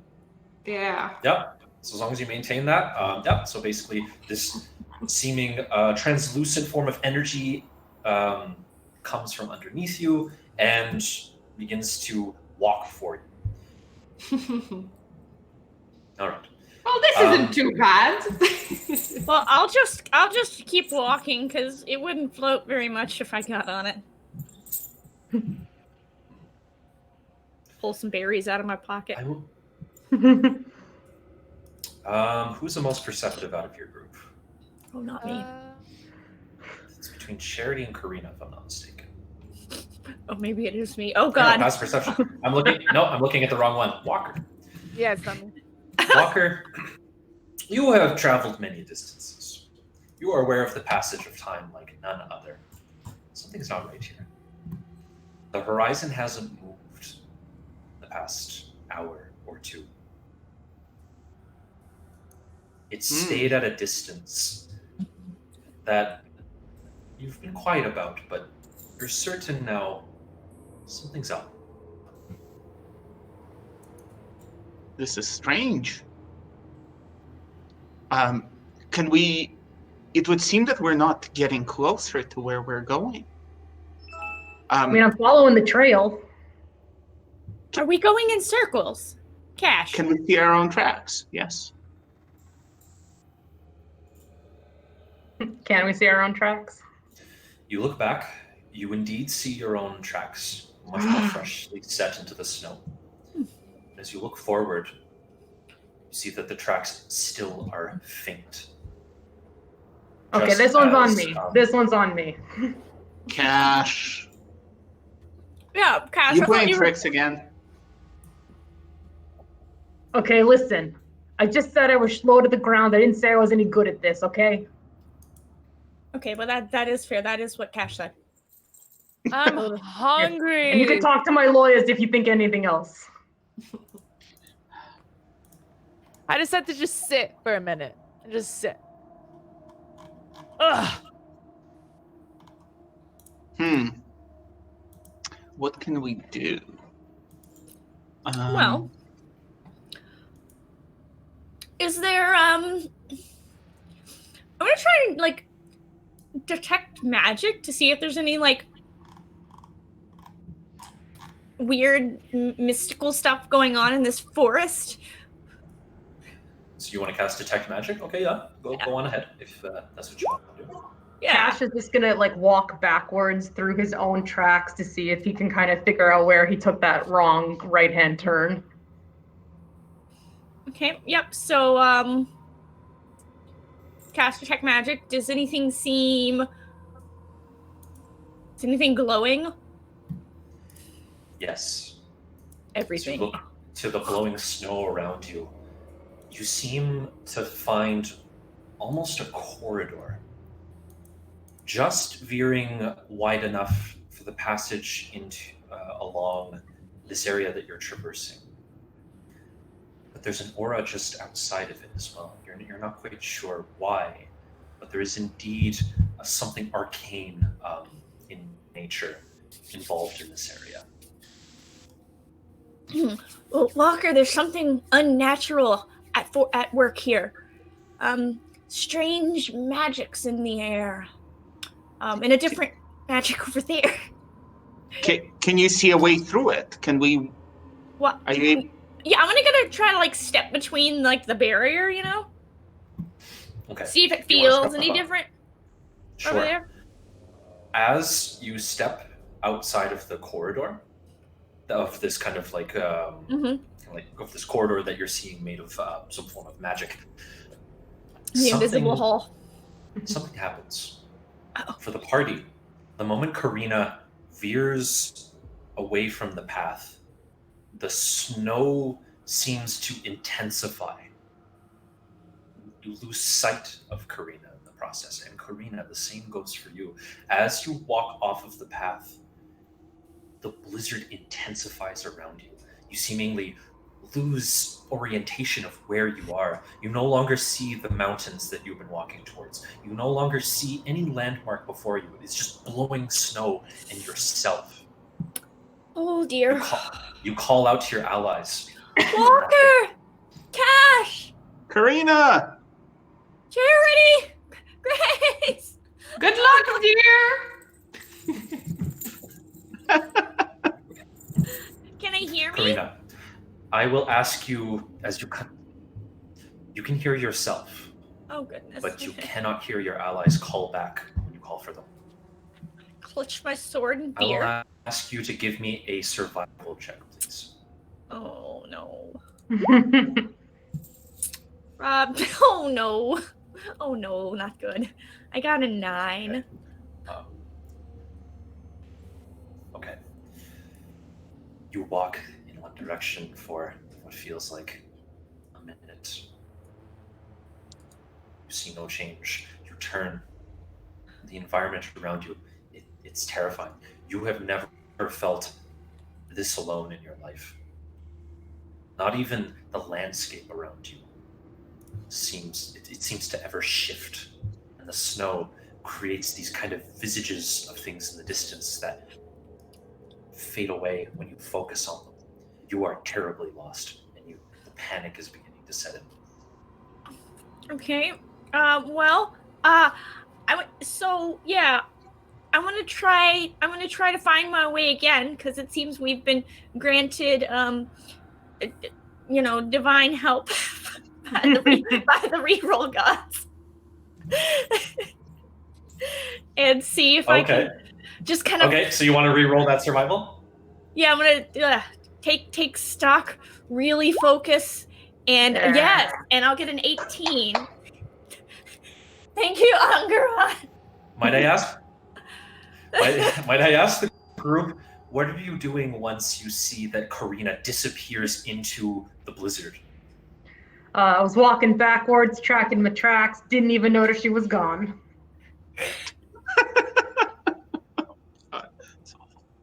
Hello.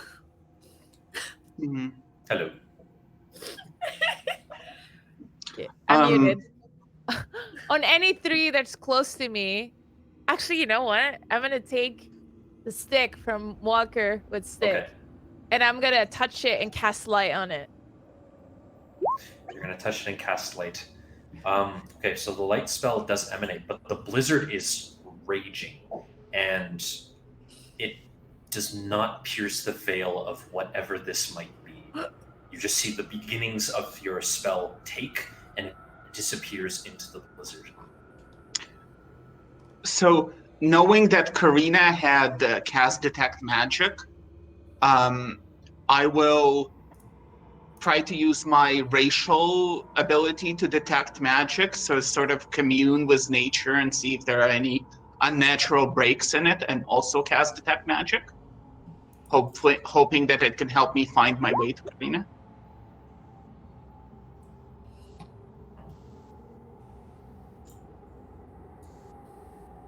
Am I able to see the magic paths? Can I hear everyone? Yeah. Can you hear me? Okay, there. I'm starting to hear people. Yeah, there was a moment I wasn't though. Okay. Okay. You're still there? The blizzard Yes. overtook you. Okay. The blizzard is overtaking everyone. Exactly. All right. Walker, you were saying? Yeah. So I cast Detect Magic with my racial ability to sort of commune with nature and see the unnatural breaks in it. Okay. Indeed, you become present to what Karina was alluding to. You see what appears to be a corridor that is sort of encircling this pathway that you're on, but there's a different kind of magical element just beyond it. And as you see Karina walk into it, you lose sight of her. So this is when she left? Yeah. She walked into it, and you kind of lost sight of her. She disappeared into the aura. So I will walk towards it, and I will use my staff of flowers to grow a flower like on the end of the staff, and I will point it forward in the direction that Karina walked and sort of see if I can pierce the veil. Okay.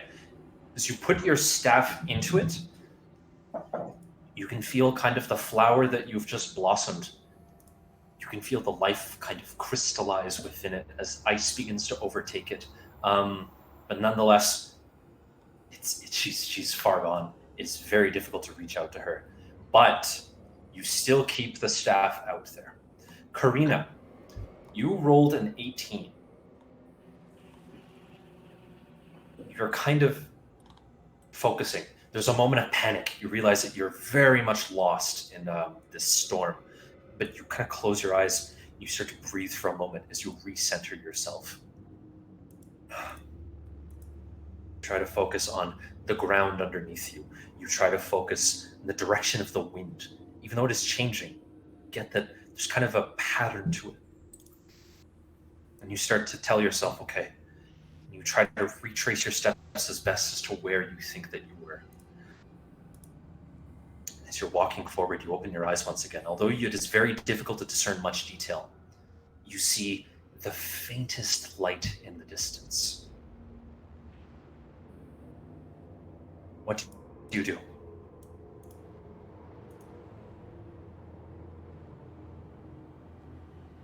You're muted. You're muted, Jenny. I walk towards the light. That's always a good As thing, you right? walk Didn't do that, Karina.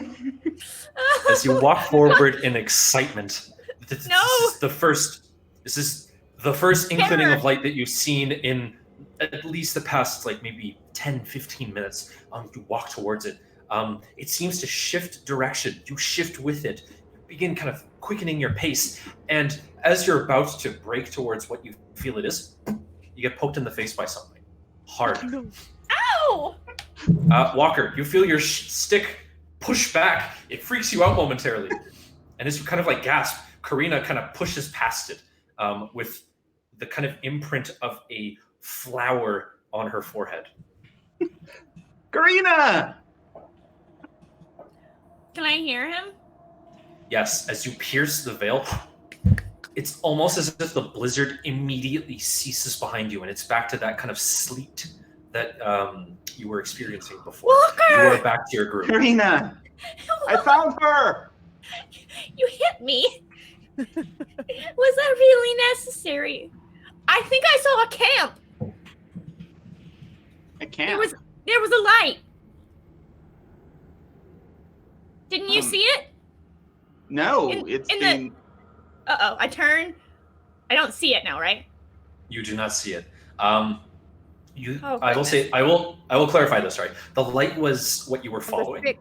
Yeah. Yeah. and you got hit by the stick from it. Yeah. Oh, okay. Because the stick is glowing thanks to Charity. Yeah. Got Yeah. it. Oh, yeah. That's true. Okay. Well, I still firmly believe I saw a camp somewhere, but All right. I will ask either Walker or Karina to please give me a Arcana check, seeing as now you've both experienced this phenomena in your own ways. All right, well, it sounds like neither one of us are great at this, but I will ask Ankara for guidance. And yeah, I will assist you in this matter. All right. So 13, unless Karina can help me. There is certainly an enchantment placed upon this area. You've seen it, you've experienced it, both of you, which means that there's a source of some sort. You feel that if you could disrupt the field of where this is coming from, you might be able to break whatever enchantment is in this area. Let's see. So what do you guys think is happening? I mean, I know you're all cold right now. Luckily, I have my robe, but would be good that you don't all end up like the gal from earlier. So Cash has just finished doing it and he goes, I think I led us in the right direction. I mean, this is exactly what it says. And he's going to kind of like trudge back up to the rest of the group. And he's going to go, oh, what are they doing? And he's going to point to Walker and Karina, who are just kind of looking off into nothing. There is strange magic here. I think we need to disrupt it to get through. All right. Yeah, How can do you we do that? do you possess the ability, Grace or Charity, to get rid of this? Well, obviously, I should be able to Yeah. remove a little magic, but I believe we should find the source. Oh, me too. You guys believe me. So, But- Yeah, totally. Yeah. But yeah. Charity, I'm going to ask you to give me a Arcana check. Arcana check. Can I do one too? Do we Yes. have? Does this party have to make Arcana checks? Hey! All right. You think that if you are able to disrupt the surrounding area here, although it is not the source of the enchantment, you should be able to disrupt its effect on you. Oh, well then that's easy. Does she know that more than me though? Maybe she gets. You both come to the same conclusion, but we'll say Charity gets to it just a little bit quicker. Okay. Oh my God, this is where the limitation of my D&D experience. I'm reading all of my spells and I'm like trying to figure out what I can do. Okay, so you said that I can feel that there's an object somewhere that we can break. Sorry, So could you just repeat? yeah, absolutely. So based on the observations of Walker, your allies and yourself, I should say, you have come to understand that there's an enchantment placed on this area. There's an enchantment. Okay. Yes, if you disrupt that enchantment via magic, you should be able to maybe figure out a way of proceeding forward, because right now it seems that there's something preventing you from moving on. Okay, so I continue my yeah, it should be easy. How do we break an enchantment again? I forgot how to do that. Well, I mean, maybe a dispel magic spell would do it. Yeah, dispel magic. Yes, I don't think I can do that. You can do that? I Yes, can do fine. that. Can I you? don't- Yeah, but if you want to go ahead, by all No, means. do it. No, Do no, you can do it. I have seen your power. It is greater than. All right, fine. If Great. everybody wants me to do it, of course I will. And then I cast All the right. spell magic. All right. As your spell goes off, I'm going to ask you to roll a. You need to roll me a. I believe it is a concentration check. Not a concentration check. It's your spell. So you need to roll me a d20, and then add your spellcasting modifier to it. Is it a saving throw? Not a saving throw. No, it is it's a check. She's trying to dispel something quite powerful. Oh, Ooh. Okay. Is you kind of put. 19. Yes. All right. So, Grace, with kind of the principles of magic that you have learned, you think to your training. You do the signs, you verbalize it, and as your spell goes off, you realize that you are working against something ancient, quite old. Even more than me? Glimmer, even more than yourself. But nonetheless, your spell weaves into it, and you seemingly are able to visualize how the weave is affecting this area. And similar to undoing a knot, your spell straightens the path. And all of a sudden, you feel for those of you who have detect magic up, you quickly see that this kind of shimmer that has been illuminating the path disappears. And You've done it! the effects seem to subside for now. I knew Cash your power doesn't was see greater. anything, and he's like, huh? Huh?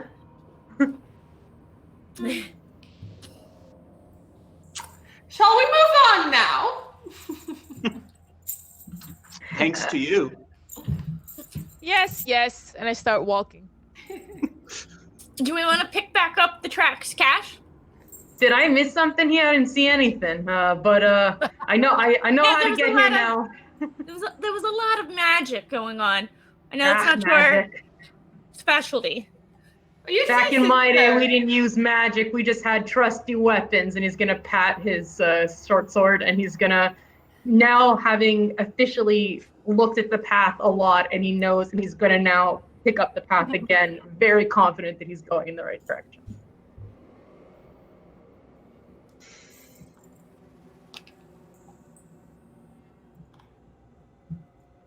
So we follow Cash.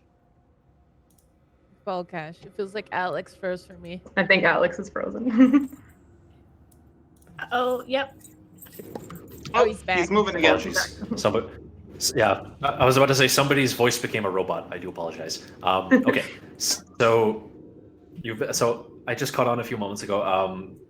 So Cash, you're kind of coming to realizing, oh, something happened. Anyways, you're ready to proceed. Is that Yeah, correct? magic, all that magic stuff. I'm more good at hitting things, so I'm gonna keep going, and I'm gonna now lead them on the path that I have meticulously traced to make sure that I'm in the right direction. Okay. Excellent. Okay. Well, you proceed forward, now seemingly like as if you're moving closer to the spine of the world. And the path carries into what appears to be a ravine between a set of evergreen trees, very dense. The path narrows. Okay. So as you take note of this, you quickly realize that underneath the silhouette of this this ravine, there appears to be a darkening of the area. It is, for those of you who have dark vision, you begin to see that beyond a certain area into this ravine, it seems to be picking up. Your vision goes into more of a gray scale, whereas for those of you who lack dark vision, you cannot see beyond the tree line. Even with the stick still lighting? So with the stick still lit, it does pierce into it, but you can see that where the stick is not illuminating, it is dark. Okay, There is yeah, I another can't thing see. of note. You see what appears to be a stone structure in the shape of maybe a humanoid of some sort. It's pretty clearly, defined in the way that it's been chiseled. And as you take a look at it, you see that it is an individual with hands over their eyes. I don't like the looks of that. What do you think this means? It's a statue? But Is it a statue? why the eyes? Should I don't know. I can go look at it. I should Perhaps. wander off Yeah, you again. can certainly go and inspect it.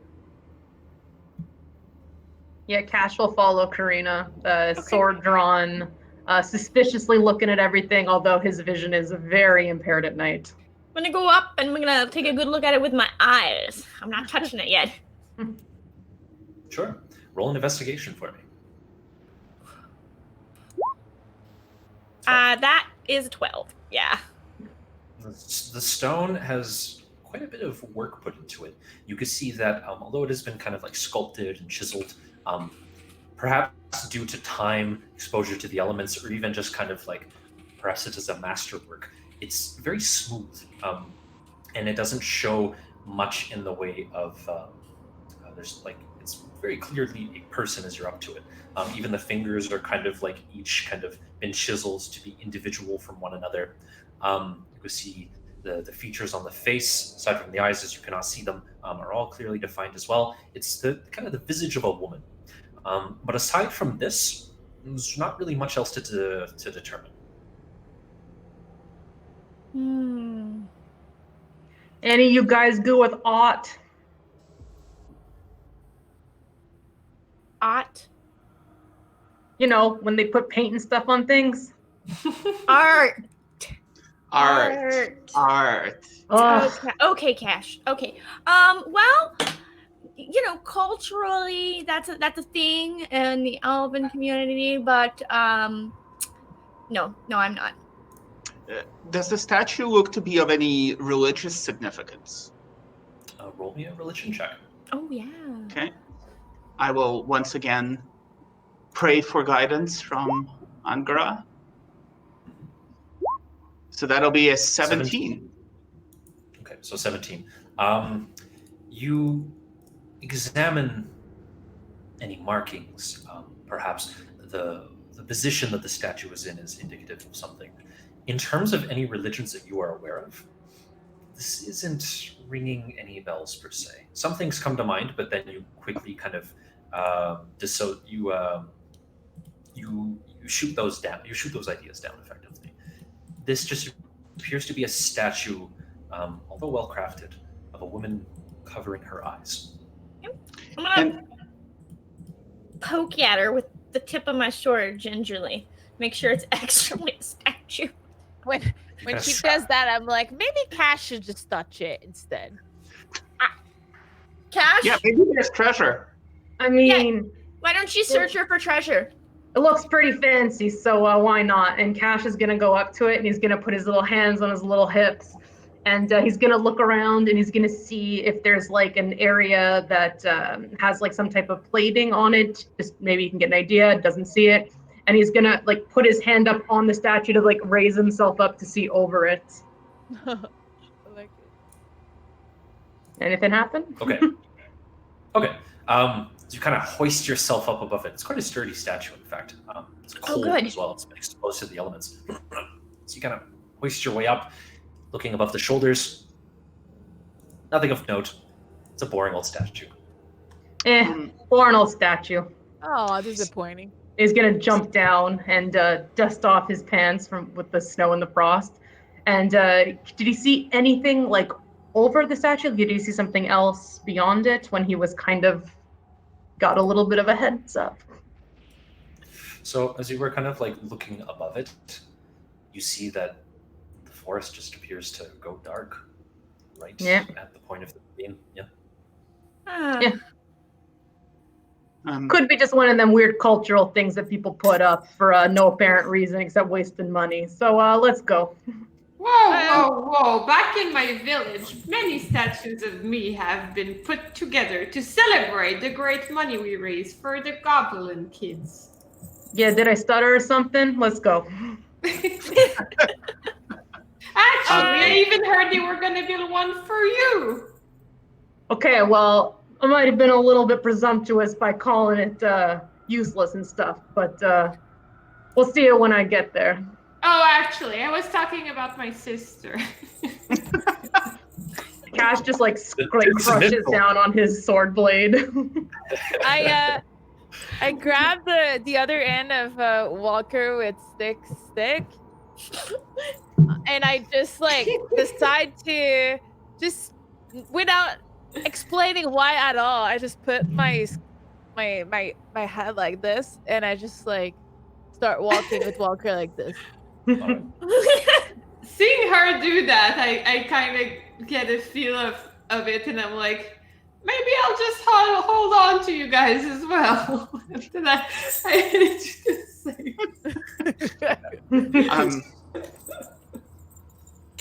Well, somebody's got to look ahead. I don't see very well in the dark anyway. I will. Okay, you can look. I will look otherwise. You can look.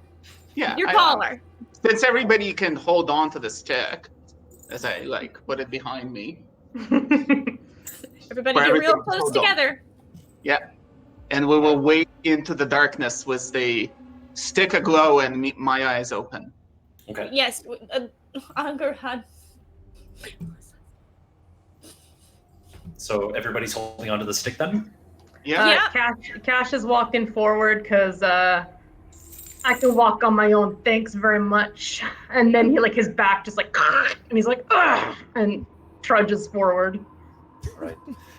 You pierce the veil of trees, moving into the darkness, light shining forward. For those of you without dark vision, it's the only source of illumination that you have, whereas those with dark vision, you can see a little bit of detail outside of it. You walk for maybe 10 seconds. It's not very long. Yeah. It seems. Well, for us, it's like a minute. Then you'll notice the air is getting a little thick around you. Try to take a breath in. All of you were kind of coming to the conclusion individually. It's almost like there's nothing there. You try to fight deeper, but no breath is entering your lungs. You try to push out. Maybe your lungs are full. Nothing comes out. You are all effectively suffocating right now. I want to walk backwards. Yeah. Yeah. I'm gonna push him pushing back. backwards. Okay. Tell me how you walk backwards. Cash is going to, because he's kind of up front and Walker is behind him and everyone else is on Walker's stick. So Cash is going to just straight up turn around and then just push with all his strength and all his thing, and he's going to go, no, and he's going to keep pushing them back. So Cash, you are not holding the stick? I know, I'm pushing Walker. I'm up to Walker's kneecaps. I'm just pushing Walker back. Cash, you don't understand what's going on. Everybody seems to be kind of coughing and wheezing and kind of holding the group up. Oh, am I fine? Yes, you are fine. Oh, the air down here is pretty good, I guess. If they're all weirdly choking and stuff, I'm gonna just look up and be like, "What's going on?" and look at Walker directly because he's my only source of light. I'm not fine, right? No. Okay. Why is that? Yeah, we're all What? normal height. Oh, and then it kind of occurs to me, I killed the light on the stick. All of you, you catch your breath back. For those of you who cannot see in the dark, you were Nice. greeted by darkness. However, we're now able to catch your breath once again, and the panic subsides. Nice. Oh, Good well call. played, sister. What just happened? Why did it all go dark here? I just canceled the light. I think I had it backward. I thought we couldn't see, but it's the opposite. Light is danger. That makes sense in a weird Okay. kind of way. She was trying to warn us. Yeah. Make sure you're not seen. That was the statue meaning. At least well- that's what I'm understanding right now. I mean, well, I can still see, but not as well as I could. Cash can't see anything, so he's immediately just gonna kind of reach out and do like a little knee grope on Walker, and then he's gonna just grab Walker's knee, or the pant leg really, really tight. And it's gonna be like, yeah, all you with the good vision and stuff, what do you see here? I can't see in the dark either. Oh, I know I you can. can. Yeah. Okay. So what do I see in the darkness? The ravine carries forward, for what you think is probably a few hundred feet. I can't see that far, but yeah. Yeah, but you kind of see that it kind of carries forward beyond what you can see. But again, faint tracks follow through. You said you are on the right direction. The tracks keep going. The lights seem dangerous though. Hold on, I'm gonna fish out my rope and tie it around my waist. Walker, let me pass. I'll go first. Okay. Kind of push my way around since Walker's not gonna move. I assume not really. Everyone, hold on to the rope. I guess I'll lead the way. That does seem much more convenient than the stick. Well, I just, with the stick, if somebody stops, it's all of a sudden like boom, boom, boom. And it was very uncomfortable for me. Yeah. We should have thought of this sooner. Yeah. Cash is going to go like, I don't need to hold on to no stinking rope, but only you can see that he's immediately clutching onto the rope. Yeah. That's fine, Cash. Your bravado is, always top notch. One could say it's a defining feature of my character. Gonna not let on. The Cash is like, Yeah, Clingy. 2 hands clutching the rope. okay. So after like everyone, grabs a hold, who else can see? I'm not the only person that can see in the dark, am I? Cash and you. Nope, Cash I can't cannot. see in the dark. Oh, you can't? Why Cash were you cannot. leaving? You damn fool. Okay then.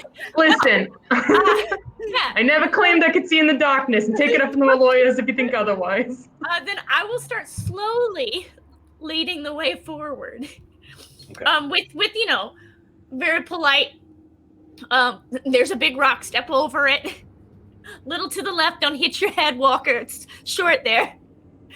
And directions like that. The only one with the my ears don't help me see in the dark.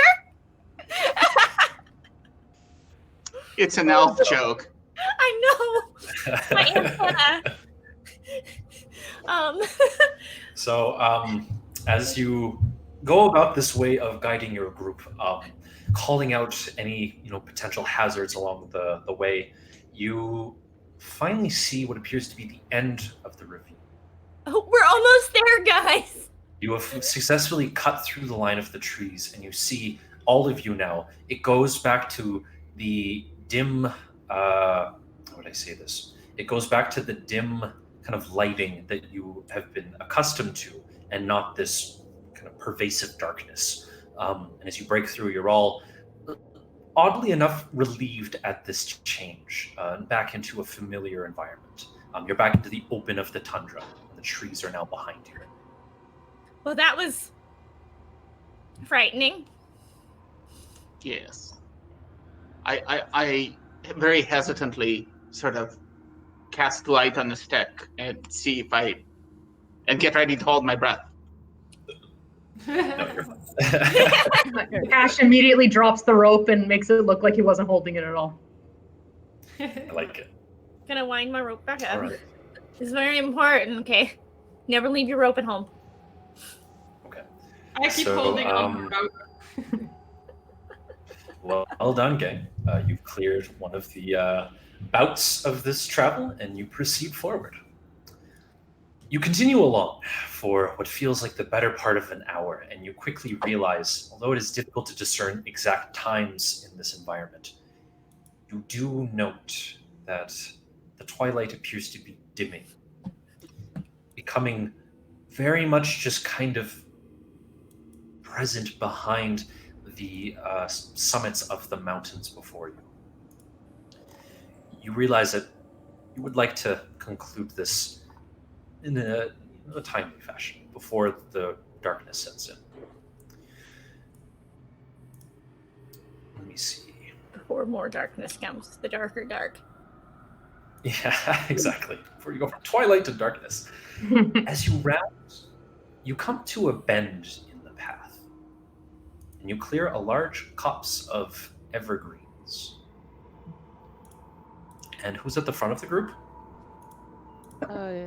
I like that we're I can see again. I'm the leader. Cash. As you turn the bend, you spy a sudden sight of gore that kind of shocks you for a moment.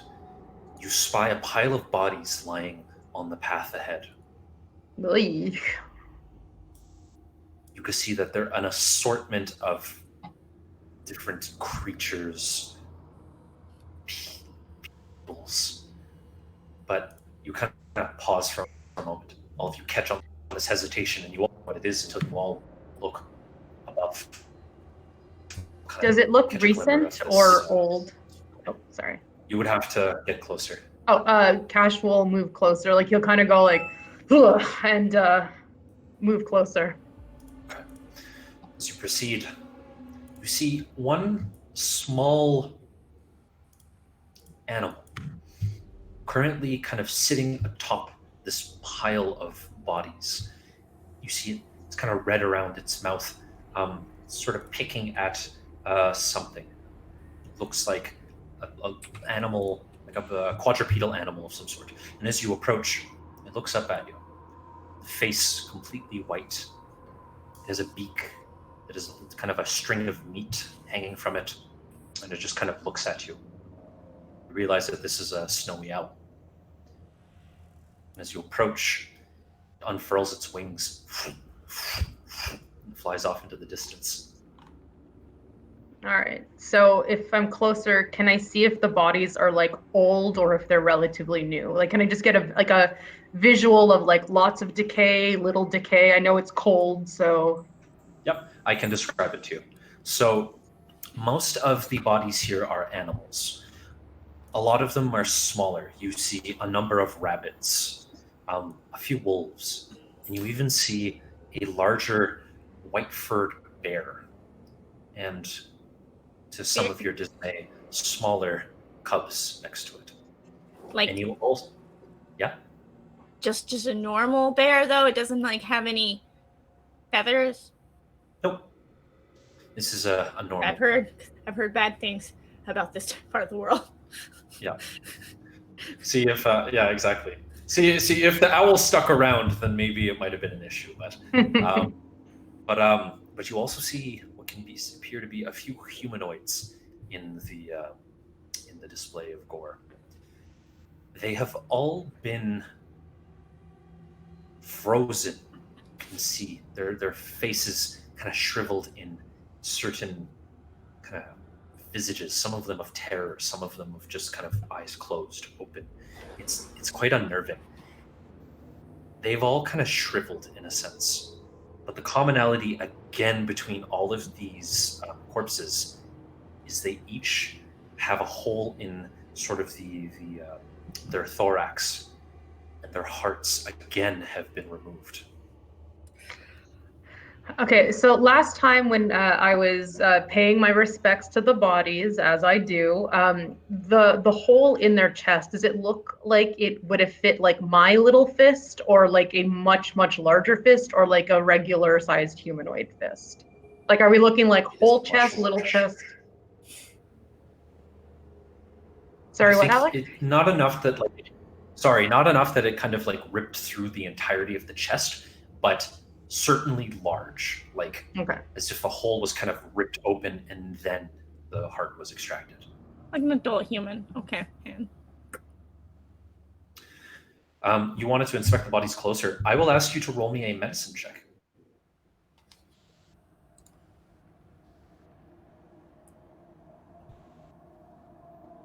Who, sorry? Sorry, Cash, you were looking at the bodies, right? Oh, I was just look. I'm not good with the medicine stuff. I was just asking visually because from the last time I remember, I just wanted to know if the punched out chest was like a very large hand, like punch hole, or like a very small one. I just wanted to see if they looked the same to me. Like, I'll roll medicine for that. I mean, it's not going to be great. Of course. Ooh, 19. 19. All right. Well, better at this than I thought. Nice. As you inspect the large kind of hole in the chests, something else grabs your attention, particularly on the humanoids. Their pocketbooks. Below the jaw, The leftover coins. you see two holes. Oh. Oh. Beneath the neck. Okay. As you look at the next human, the same. You look at the animals, the same. They have all been exsanguinated. All right, so Cash is going to turn to Walker, and he's gonna go, "Hey, bud, something weird's going on here. These bodies," and he's gonna kind of just like wave at them and like the pile of gore, and he's gonna go, "I think something took all their blood out of them, and definitely wasn't a weapon." Is that something I would recognize if I go to? Well, I will go to examine it. Is that something I recognize as an animal, or, you know? Roll me a religion check. All right. Maybe someone wanted to have them stuffed. 19. 19 with guidance. The fact that they have been exsanguinated, the damage to remove their hearts, you're not quite sure of. However, you get a chill that kind of runs down your back as you realize this seems to fall in line with some of the readings that you had done in church in relation to an undead entity that feasts upon the living, specifically by extracting their blood. There may be undead. They're my favorites. I want to do a divine sense when Walker makes that statement. Sure. Ooh. You focus in your intentions, now understanding the potential threat before you. And nothing around you, it makes itself apparent. Okay. Let's see. All right. Alex, just for where the dead corpse pile is, does there look to be like drag tracks from a direction, or did they just kind of fall there magically? There are indeed drag tracks. And something that kind of differentiates this from the path you have been following before is there is a trickle of blood, pink as it is mixed into the snow, that follows along these many drag marks, not all from different directions, but from one uniform path towards the spine of the world, rather. Well, looks pretty clear that that's where we gotta go. I mean, do we really, though? Listen, if you want to let Goblina go, I'll definitely take her for my charities. And you know that Goblins for Cash is definitely going to be a bigger hit than yours. So you really believe that we'll find Goblina at the end of all this? Well, she ain't here and she's missing, so yeah. That's a fair. All right. We must save the goblin children. Carry along. Go, Onward. Cash. Onward, Cash. I'll follow you from afar. And Cash will proceed to straighten out his newfound cloak. Looks good. He's gonna take his sword out and he's gonna like straighten up his back. You hear another couple pops of his spine, and he's gonna start marching towards the spine of the mountain. Spine of the world. Spine of the world. For what appears to be another hour or two, travel forward on this new path, much more pronounced and definitely marked by the sight of blood. You come to the very base of the spine of the world. You approach one of the vertebral mountains, which displays an entrance within. A cave, deep, seemingly going on well beyond any of your vision. And there's a silence that accompanies it as well. You think that all of this has led to here. All right, so I think we found it. Ladies first. And he's gonna do a little fake bow to Karina. I'd like to cast Mage Armor. I'm not feeling too good about this whole like you blood cast- rainy thing. If you cast it earlier, you still have it. Yeah, it lasts I say 8 yeah, you still hours, have it. so I'm pretty You're good. good. You're veering on like 6, so you're still good for now. Yeah, so I will Oh no, she did cast it too. You're right. Yeah. start going forward. All right. And Cash is gonna be really brave and go in after her. I will go third.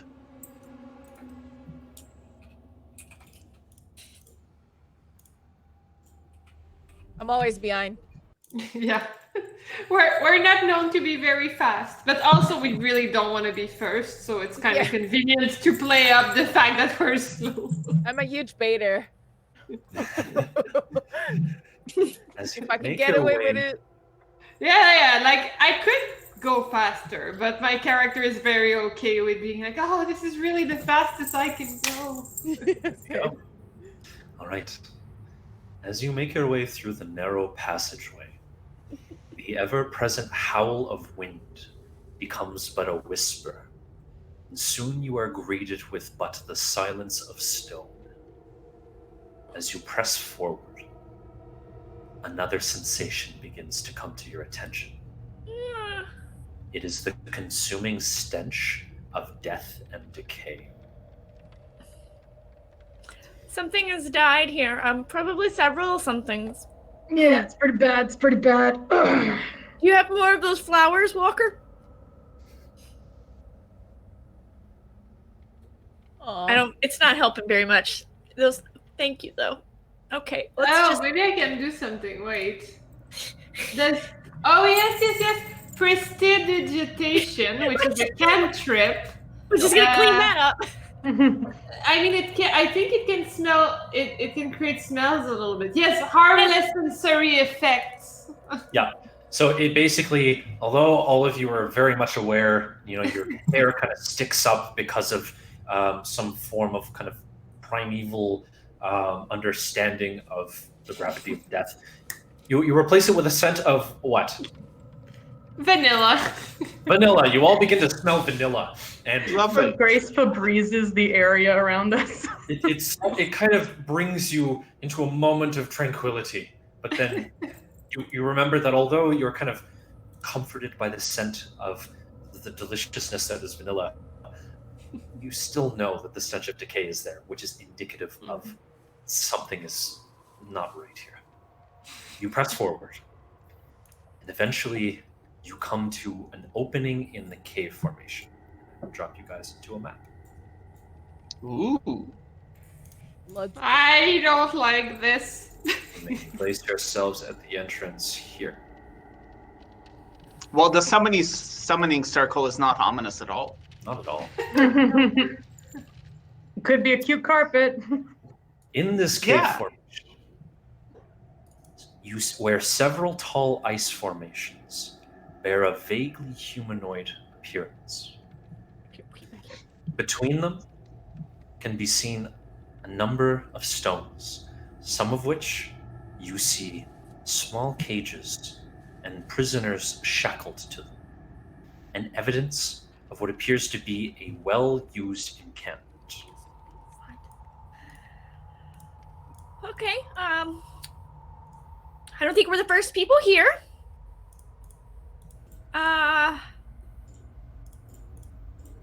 Well, we're lucky enough that they left us this little camp. That is very sweet of them.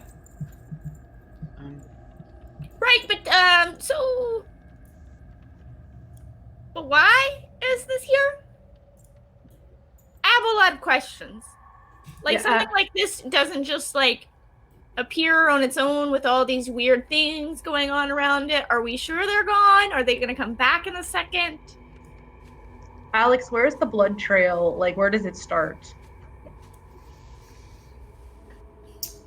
Although it's not clearly defined here, there's evidence of blood all over the floor. But as you kind of like look, you see that in between or in the front of each of these kind of cages here, there is just, it's darkened against the kind of icy floorscape. It contrasts against it, and you can see that it is brown in nature. It has since frozen over, becoming a part of the floor itself. Karina, do you see any food? Because I'm about to die over here. No, I mean, there's no warm food, at least. If there's anything, it's frozen. I think that all these people were food for whatever lives here. Well, I mean, I wasn't Someone is considering eating. that food. Yeah, no food. There is no feast awaiting us at camp. Can we, like from where we are, we don't see any type of movement or we don't hear anything, correct? Roll a perception check. Okay.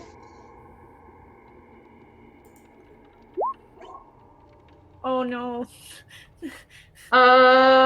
Super great. Super great. I rolled a 6, so I hear and see everything. I will give you this. You find it hard to focus on the surroundings, as you can hear the soft weeps of individuals echoing and reverberating off of the walls. Oh, well, sure. Cash will kind of straighten up a little bit and walk a little bit past Karina into the area and like do a little look around to see if he can vaguely pinpoint where that sound was from. And with a 6, it's just kind of everywhere. So he's just gonna like, you hear that? Where's that coming from, huh? You should like take another listen. I mean, okay. It's like he's gonna like squeeze his eyes shut and like put a hand behind his giant ear, and he's going to try again. Excellent. Useless ears. We should just chop them off. Wouldn't mind that. I rolled a 10, so I rolled way better than before. The 10. It appears that there is a fireplace in here, and it is kind of burned down to embers. You think it has been quite some time since anybody has used it. However, there are indeed people in the kind of cages. People are weeping. We should help. Is this We should a write them out. cage? That is a cage, yes. So I should All illustrate right. that. So all of these kind of rectangles in stone, except for the small ones near the fire, are cages. Not all of them. But there's individual. people in them? There are people in them. Okay, yeah, I think we should just go and try to like start. Oh yeah. Well, asking the people while they're in a cage first. How did they come to be here? Yeah, Maybe they're criminals. I would tend to be careful. What if, like I said, the previous people were really kind people camping out and they just trapped the little blood-sucking creatures in the cages? Well, okay. So do let's you go. see how I'll highlight this as well. You see how some of the cages have these kind of like pegs kind of sticking out? Those are people. So not all of the cages are filled with individuals. Okay, so I want to go to this cage then, Sure. and cast the zone of truth and ask them how they ended up in a cage. I don't want any lies. I don't have time for this. Boop. Okay.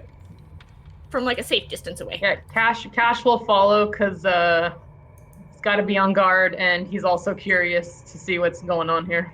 Yeah. I'm going towards the fire, and I'm trying to see if I can reactivate it to get more vision with like any of my spells. Meanwhile, I'd like to know, like, those statues, like, how big are they?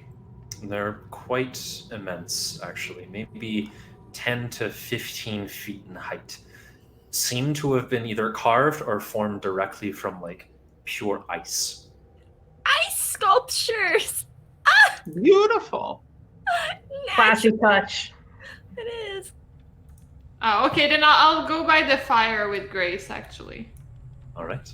This is nice. So you reactivate the flame there, and the three of you are approaching this one here, right? Yeah. Yep. Perfect. You see a young man in the cage. He's kind of looking down at the floor. You can see he's kind of trembling slightly, or he's trying to keep himself from it. And as the footsteps approach, he kind of whimpers, but then looks up. And you can see a look of almost kind of like a recognition or kind of relief pour over him. He goes up to the cage. How did you get here? Who are you? Well, there was a pretty big blood path over there. Kind of hard to miss if you know how to see things good. And I guess we're some pretty famous adventurers coming round. We heard you all missing. We got here, and he notices like all the empty cages and goes, just in time. And as you're saying that, he interrupts you by rattling the cage. Listen, you have to get us out of here now, right this instant. Please, get us out of here. And as he kind of begins to raise his voice slightly, you can hear rattles from the other cage as a woman kind of also gets up in recognition. Please help us, please, please. And they're raising their voice slightly, and it's beginning to echo off of the walls. And from the rear, in the entrance, you hear echoing through the cave, and you kind of see in the reaction of the prisoners, they all tense. As it echoes off of the walls. Oh. No, it's not them again. Okay. Do these people in the cages have the bite marks? Oh yeah. I will allow you to roll a medicine check to distinguish that. I will. I don't want to be bitten. 19. 19. They have, similar to the people you have seen already, have suffered quite a bit. You can see that there's kind of various stages of healing on wounds that they have suffered. Their clothing has been kind of scrapped. You can see that their backs have been exposed in either kind of claws or kind of lacerations towards the fabric. In terms of bite marks, you see their necks, although kind of caked with blood, there are no punctures. Okay. But as you inspect that, you hear kind of the hurried footsteps of a few individuals, and then you hear kind of the growl. Does anybody speak Abyssal? Nah. No? You sure it's not Sure underground? Pretty sure it's not Giant under. is what I was looking for. They don't usually come to the Church of Angara for weddings. For whatever reason. You hear something guttural mentioned. Let's get out! And they charge forward. I'm going to get everyone to roll initiative, please. Oh, good. Oh, lordy, lordy.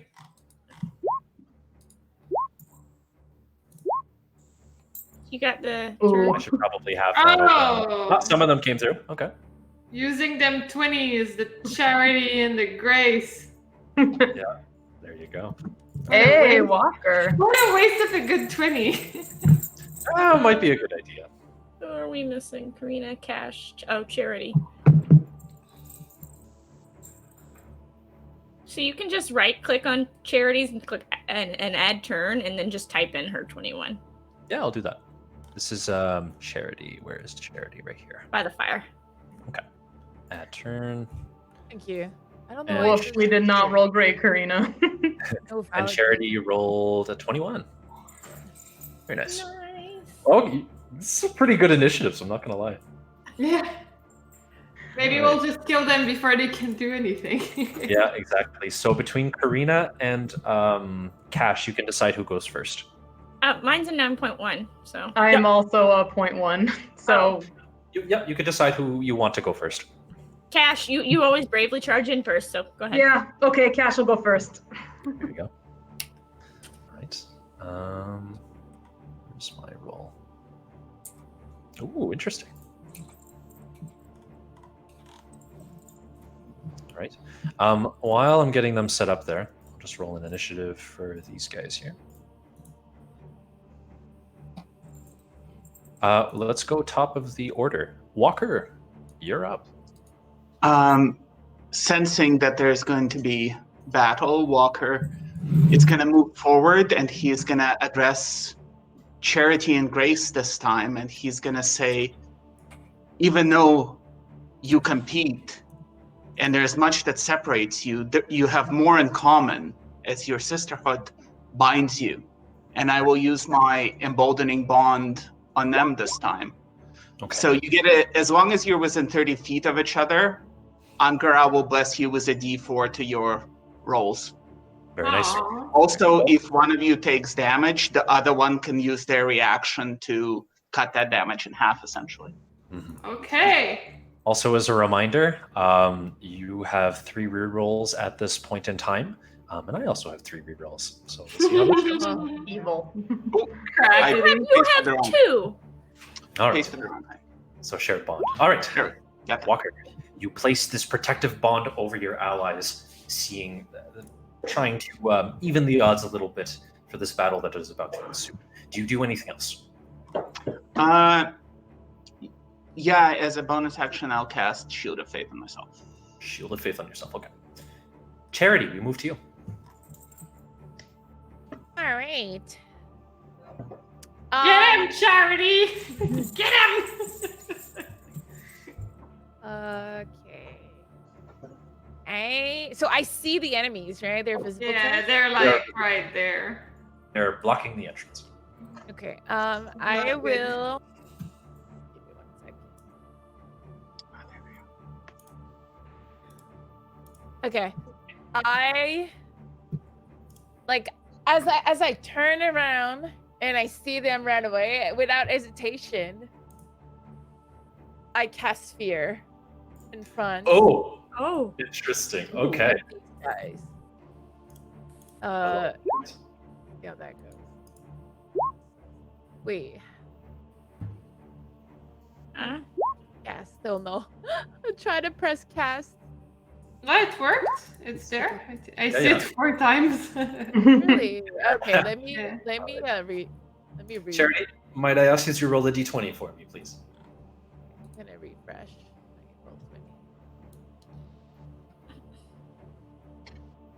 That's correct. That's all it's going to paste because there is no damage or to hit roll. So it Mhm. just pastes the description of the spell. Yeah, exactly. 7. Because Okay. they have to do a wisdom saving throw, right? Yeah, I will say this as well. So the range of fear is about 30 feet. Yeah.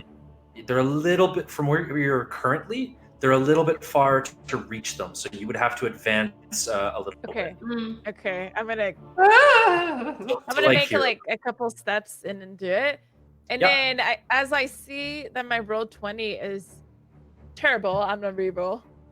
Because that's Yep. the it, right? Reroll, yeah. Yeah, reroll. Oh, No! oh my goodness. Okay. Oh no! Sorry. So save that reroll. That was Okay. for your Tides of Chaos. Oh, that was Oh. my Tide of Or Chaos? wild Okay. magic. Yeah, the wild magic. Wild magic surge. Sorry. not Oh, Tide of okay, Chaos. okay. That was just for that. Don't worry about that. Okay, now I get it. It's because it's a saving throw, so I have to roll a save from them now. Okay, So okay. I'm gonna roll for the first one, and it is a wisdom save if I'm not mistaken. Wisdom save. Yeah. Right. Well, this one, I'll tell you what. I'm gonna use a reroll. Yeah. I'm not gonna read out what that is. Okay, I go from a 5 to an 8. All right, I see how it is. Roll 20. All right. So this one seemingly. So describe to me as I roll their saving throws. What are you expressing with your spell? How are you frightening them? Okay. Let me just double read how it's supposed. Okay.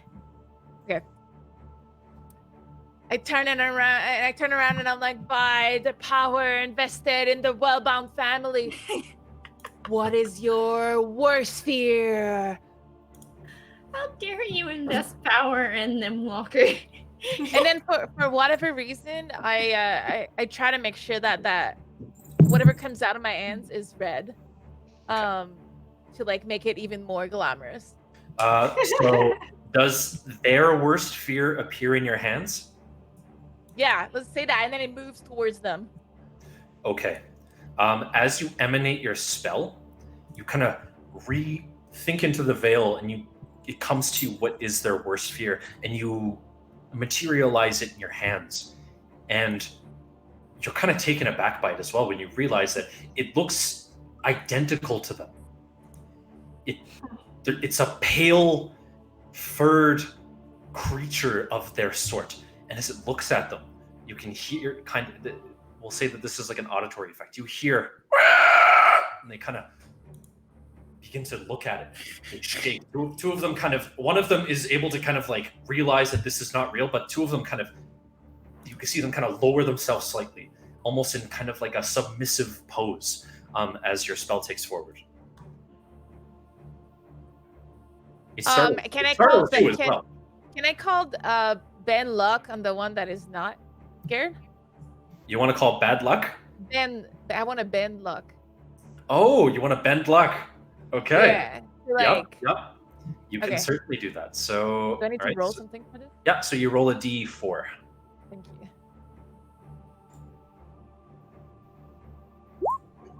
All right. Nice. Okay. So you seemingly reach into the threads of fate and you attempt to bend this one to your will as well. But you can see that it's very firm. It has been shaken before, but it's holding true to the fact that this isn't real. It doesn't work. Okay. Nice try, though. That was a good usage of that. All right. Anything else? Let me just double check real quick.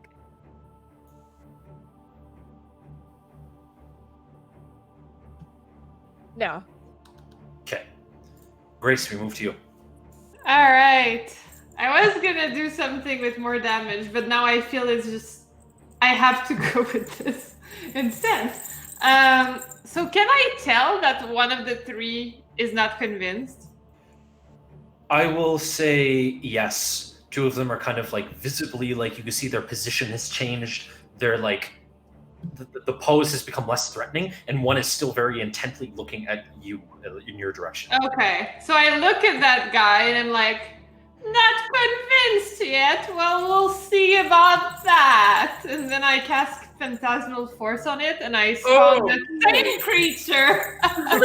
Nice. That is going towards it, and I'm reading Phantasmal Force right now, and it says that it can literally attack the character. Oh yeah, Phantasmal Force is a nice spell.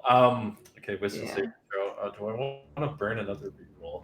I wanted to do Fireball, but I felt this was cooler. Okay, yeah, Phantasmal Force is really it's a cool spell. Yeah. All right. I'm not gonna reroll this. He fails. Yay! So my little phantasmal dude that looks just like him attacks him for, I guess, 1 psychic damage. You can see the form, similar to its allies, is now kind of hunched, seemingly in a way that's kind of like it's taking blows from something. And you could hear them all. They're laughing, but the cackle is more out of like a mechanical function. You see fear written all over them. Nonetheless, your spell takes. Do you do anything else? No, I think I think that's what I do. Yeah. Okay. All right. We move over now to the two in the back. The Phantasmal Force, if I'm not mistaken, let me just read this very quickly. Oh my god, if they could stop giving the rerolls to the DM. Oh, am I getting more? Excellent. I have another one. All right. Okay. I'm just reading this spell very quickly.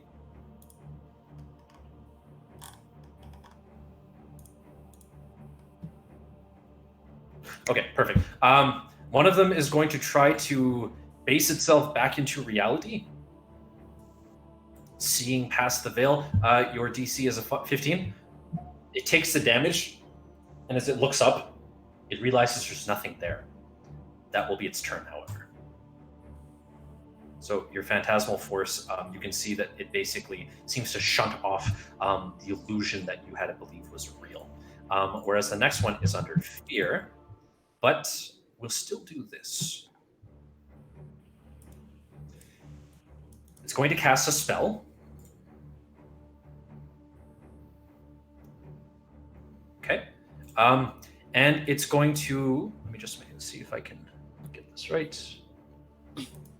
Centered here, you see vines, like thorny vines, begin to grow from the frozen ground, and it tries to entangle Charity, Grace, and Walker. I need a saving throw from the three of you. I believe it is a dexterity saving throw.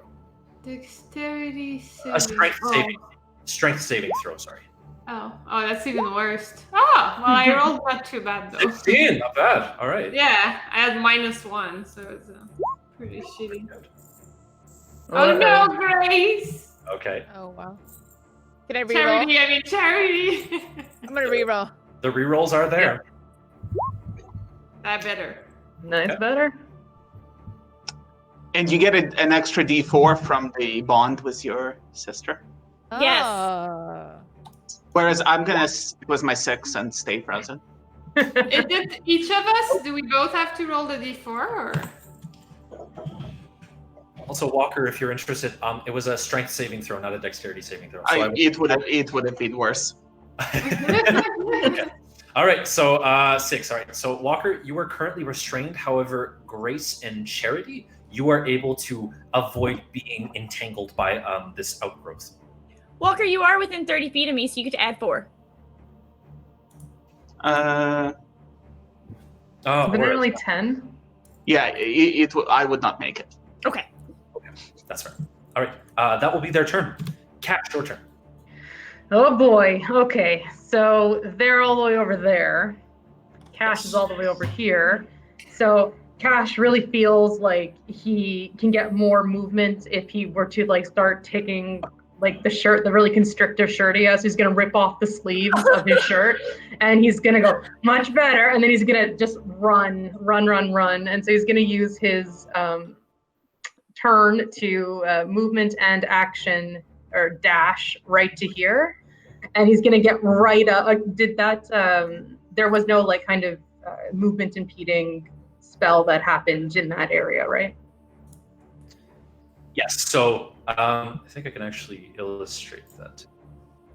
Because whatever Yeah. he has to So get let me draw a shape around, back. he has 70 feet of movement, so he could have gone up and around if that needed be. Yeah, you had it then. Yeah. You Yeah. could have gone around the top. Yeah, would have gone like would have and then gone all the way over there. Yeah.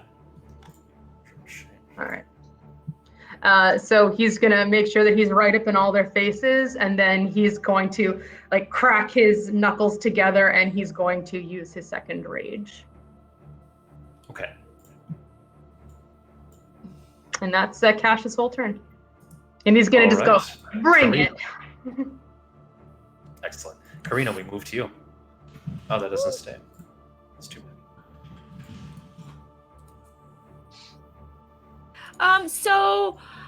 I am going to Misty Step and then run the rest of the way up here. So I only get to attack All right. once. But Cash, as always, running into trouble. Swing my great sword. Sure. I'm gonna go ahead and smite. Do I feel like I get an extra D8? I think you do. Okay, that's what I thought. Because it is under fear, let me just verify something here.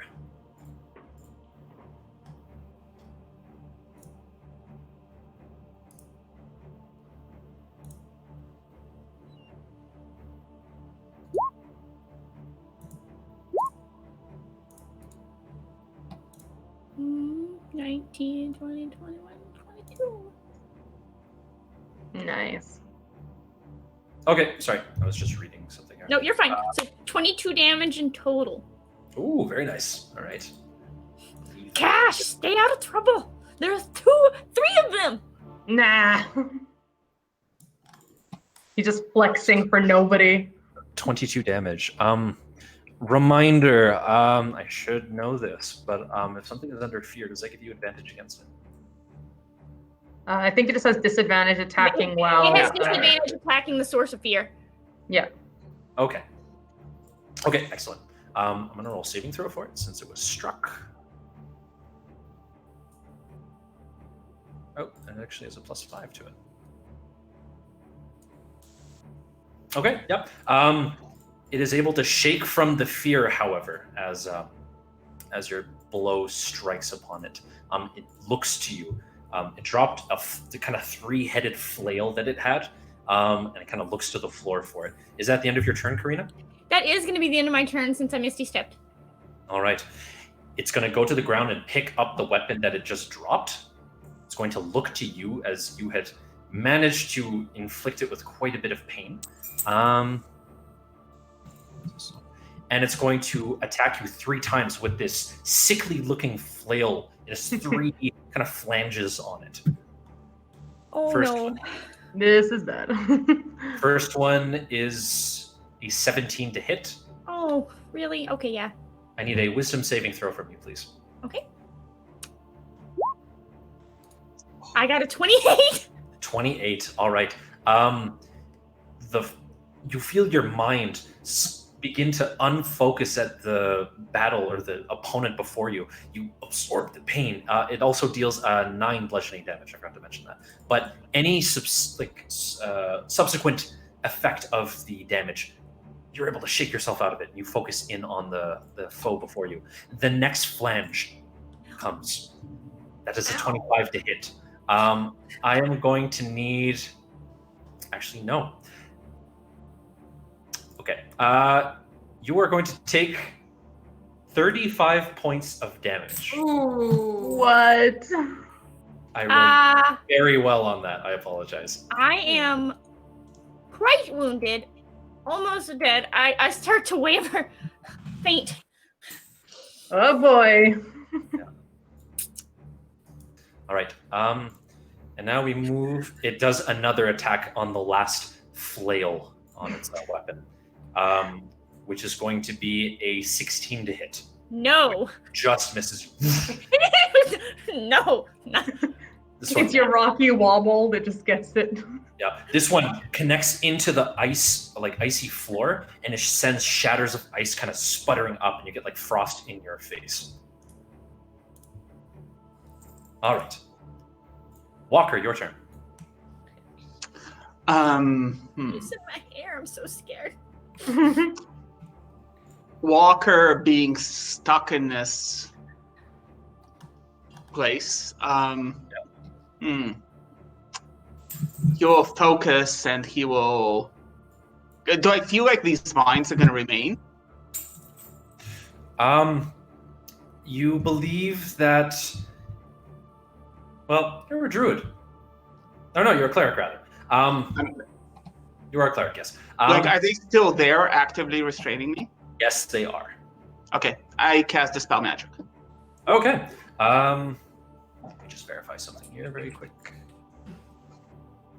That is enough. The spell subsides, and you are free from the grasp. And then I move forward towards my allies. All right.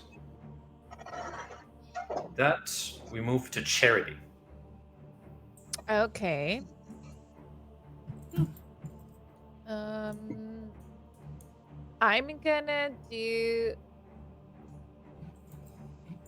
I'm gonna do wait, okay, so I have a question from me outside character. If Yes. I attack like with a lightning bolt level 3 in there, would Okay. Karina get any damage? At this angle, you would hit Cash. I would do it cash. Yeah. Okay. And if I can't take but a if you- couple steps to do it? Yeah, or- you can. I can? You can orient yourself like here, and you would have like a straight line to like hit like these two.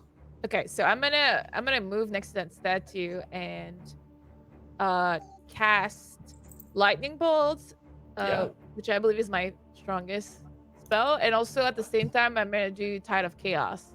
Oh, okay. Ooh. All right. Because I can sense this is a serious moment here, and I'm like, it's like I don't even hear anyone, right? I casted fear, and then I'm like in that trance moment. I'm moving, and it's like all part of a dance where I'm like spinning towards the new position, and I'm on 1 feet, and I'm like, it's like I'm like, you know, those blind monks. They just like close their eyes and they just like feel like they can cast. The only thing, though, I will say is that if you cast or if you use Tides of Chaos, that gives you advantage on an attack roll. This is a saving throw, so it wouldn't impact the spell. I would hold on to Tides just for a little bit more. We'll keep Yeah, it exactly. then. But Okay. you can get your spell off nonetheless. Okay, so I'm still like doing that dance, and then I'm like, Oof. hold on, let me see. It's a Okay, good roll. and then without any hesitation, I kind of say a couple words in Orc. All of a sudden, I feel like I want to show off as well. So just to show that I'm the better sister, obviously. Very nice. May I ask you to also roll a d20? Oh yeah, for the wild surge. Yeah. Ooh, we're getting close. All right. Getting close. Let me just do some math here. I want the wild surge. It will come. Well, if you use Tides, it's like a guarantee. Your lightning ability damages the one with the flail significantly, and you see just kind of the static just... The one behind it drops the staff and falls limp on the floor. Okay. I question now. Yes. So per round, I can only do like 1 attack or 1 cantrip or anything like that, right? So effectively, you have an action and a bonus action, right? You can cast, basically, in normal circumstances, 1 spell, like with either your action or bonus action. And then if you cast a spell, you can only cast a cantrip or do something else with whatever action you have remaining. Okay. So if you had something that was like a bonus action, for example, that was like a cantrip or like some kind of special bonus action, you could do that. Let's see. How do I know if I have a bonus action? Sorry. It should say like next to the spell on a D&D Beyond, if I'm not mistaken. Okay. Yeah, it should still be a... No, I don't. Okay. Well, Yeah, I don't think sorcerers have many bonus actions. Yeah, under actions too, you can scroll down and it shows you your available bonus actions. Nice. Okay, thank you so much. Ooh. I'm learning. It's the first time I do spell casting people in chat, so I'm learning. Very nice. You're doing quite well as well. Oh, that was actually, a good I use do. of I that. have one thing. Yeah. I have a bonus action, but I don't want to do it. We're good. Okay. Keeping it. No problem. Lost my initiative for the ones in the back. I'm just scrolling up to see it. Okay, I got it. Now we move on to Grace. It is your turn. Woohoo! So that, like, I'd like to know behind, like, this point, right? Like, Yeah. is it more corridor? Is it closed? Like, what is it? That's the way you came. So Yeah, you so know it's that that's the entrance to this cave formation. okay. It may be dumb, but I really want to use it. So I'm gonna walk next to Grace because Okay. I feel like it's pretty cool. And we also have the bond thing right now, so we should be next to each other anyway. Fair enough. And I want to cast Fireball. Ooh, okay. So you want to center it kind of in the hallway behind Yeah, them? I want to center it behind them. I'm gonna try not to hit my buddies. Yeah, Like, please don't hit me. You are, what kind of wizard are you? I'm Abjuration, I think. Oh no. no, I think Not evocation? I think I'm like divination. Oh, okay. I see. I think it should be fine. I think. Okay, hold on. If you Yeah, center divination there- wizard. Okay. Am I not supposed to have Fireball? No. It's not that. I'm looking at kind of your options here to avoid hitting your allies. I think. Okay, you could either get just this one here, Yeah. or you can try to get this one as well, but you're also going to hit Karina at the same time. Is there no way that she can angle it to hit me? She could. Oh yeah, if she like. Yeah, Yeah, Like, I'm burn trying to- Ash's ear off. Please. Burn my ear off. Okay.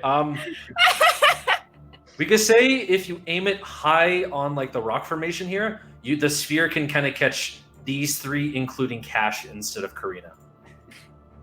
I don't know. Is that wise? Yeah, it's fine.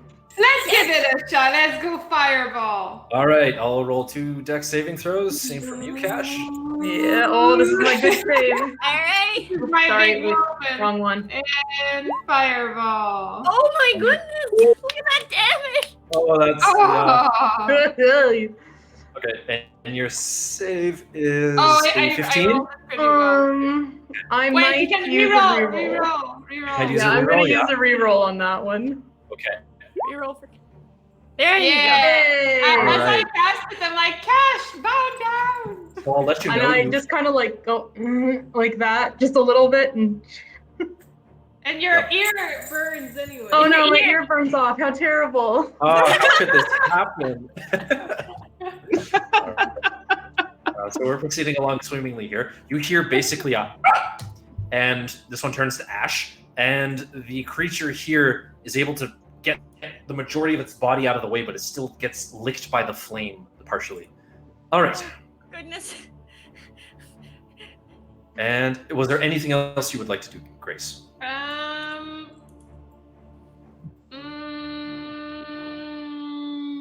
No. Okay. No. Cash, we move back to you.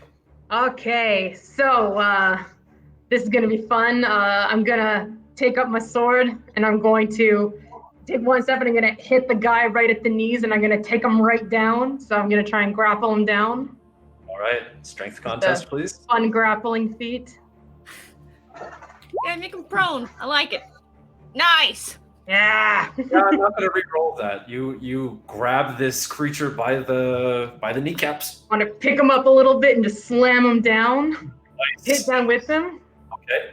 Then I'm gonna recklessly whack at the dude with my short sword and. Nice. 24. Will do. So that is going to be 18 points of damage with sneak and divine fury. So it's a little bit of radiant in there. Oh, very And, nice. Yeah, just a little bit. Fair enough. As you kind of take this form down, it's currently trying to like get its balance back, but you're able to cinch in, grab it by the lower half, and you plunge your your short sword into the thigh of this creature, and it kind of lets out a in pain. It's like a big dagger, or it's like it would be a dagger for all humanoids, but for a halfling, it's like actually a pretty big short sword. So dagger works. That'll do it. All right, Karina, we move back to you. Okay, shoot. I'm just gonna be a little bit reckless here too, and I'm gonna swing at this guy. I'm gonna use my magic again, and do green flame blade. And this time, I am gonna swing twice with my sword. So the first one is unfortunately going to whiff, but you kind of circle it over your head and you catch it with even more force with the momentum. All right, so the second one hits with 12, and that is 2 additional fire damage. I want to. Right, so, yes. I wanted to go ahead and smite on that. Sorry, I was trying to find the button. Go for it. The button. Come on, smite. So, all right. Oops, sorry, not that last one. Ignore the 3. No worries. I was going to say, like, what level, but this is perfect. Okay. Nice. So that in addition... 13... Math. All right, perfect. So you again kind of weave this holy emanation of energy into your blade, and as the green kind of flame burns into it, you see kind of a pop of holy energy from the thigh, and it kind of bubbles at the flesh of this demonic creature. Anything else?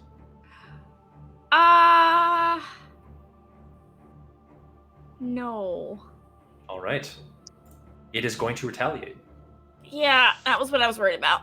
It looks at you. You're not gonna try and whack at me? I'm like holding it by its knees. It can't move. It has disadvantage. Yes. Yeah, it was prone too. So actually, did that first hit 20? Oh, that first hit would have hit, actually. Sorry. Yes. Would you have smited as well on that? No, I only have so many smites. Okay, but I will include that damage. Thank you. Okay. Right.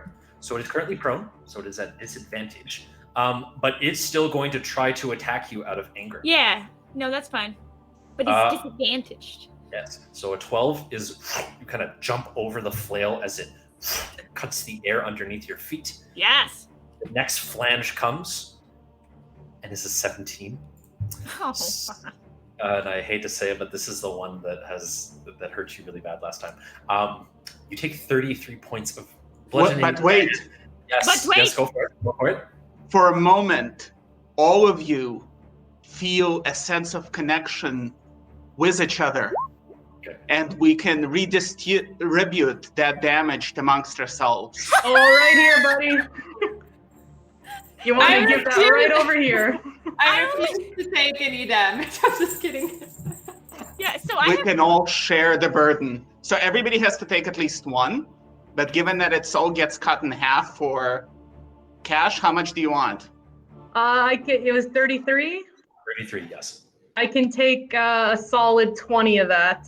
20, Okay. Yeah, 20 of that will be me. Okay. So Okay. 20, I take one each for the 3 of you. That's 23, and there was 33. I'll take the other 10. Yay! All right. This is what friendships are made of. Magic. Yeah. Cash is looking a little bloodied as he kind of like slaps the guy's face to like focus on him as he like kind of has his knees in a bind. So how much do we take? You took One. one. I took one. Oh. All right. Your nail breaks. Okay, Charity, did you feel that burden on you? Okay. So that Thanks for contributing. completely reestablished it, right? So no damage to Karina. Excellent. one. Good. I had to take Took one. one. Okay, that's fine. All right. So you take 1 point of damage as it seemingly connects with you, but for some reason the blow kind of slows down in time, and you can see all of your allies kind of embrace this pain that they are expecting to relieve you of it. And then finally, the last flail edge kind of swoops in behind it. Disadvantage 19 to hit. Oh no, it's okay. We Can't tried. do it again. You tried. I am going to need a Do I have Constitution. anything? Hold on, can I? yes. Let me know if you have some. No, I don't. And I can't bend luck here, right? Because I'm not in play. Did you? Let me just She read it for a didn't moment. use it. I didn't use it this time. Yeah, you have to use it on your turn. Yeah, I was gonna say it's your turn. That's okay. That's okay. I'll go down, but I only need 1 point of healing You- from somebody, and I can You fix take this. 10. You take 10 points of bludgeoning damage. Yeah, that's fine. Oh, wait. I'm receiving moderators chiming in that it is a reaction. Bend luck, Okay. I mean. So I can do You it? Yeah. You can use your reaction, sorry. Yes, so you can spend 2 sorcery points and roll a d4. I rolled 4. 4! That is just enough. It misses. Oh, that's true. Excellent. All right, so seemingly this, by some grace of luck, you see that like the flail, it is coming directly to hit you, and it shifts above your head at the last minute. The creature is now like screaming in anguish, realizing it did not connect in any of those. It did not relish in. And we move now to Walker. Your turn. Angara watches over us. And with that, Walker goes down to one knee and closes his eyes in concentration and reaches out his hand and says, "My life to your life, Karina," and casts life transference. Oh. Ooh. So I take 11 damage and you get healed for 22. And then I'm like, sure, you can call it Angara, or you can call it the Well-Bound Sisters.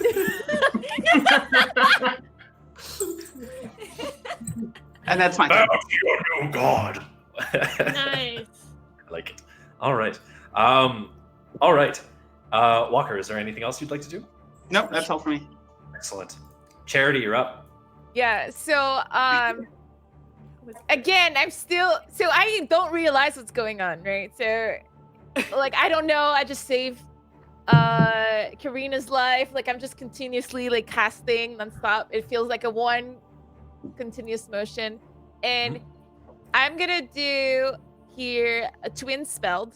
So I'm so entranced that I decided to do twin spell, and I'm gonna do.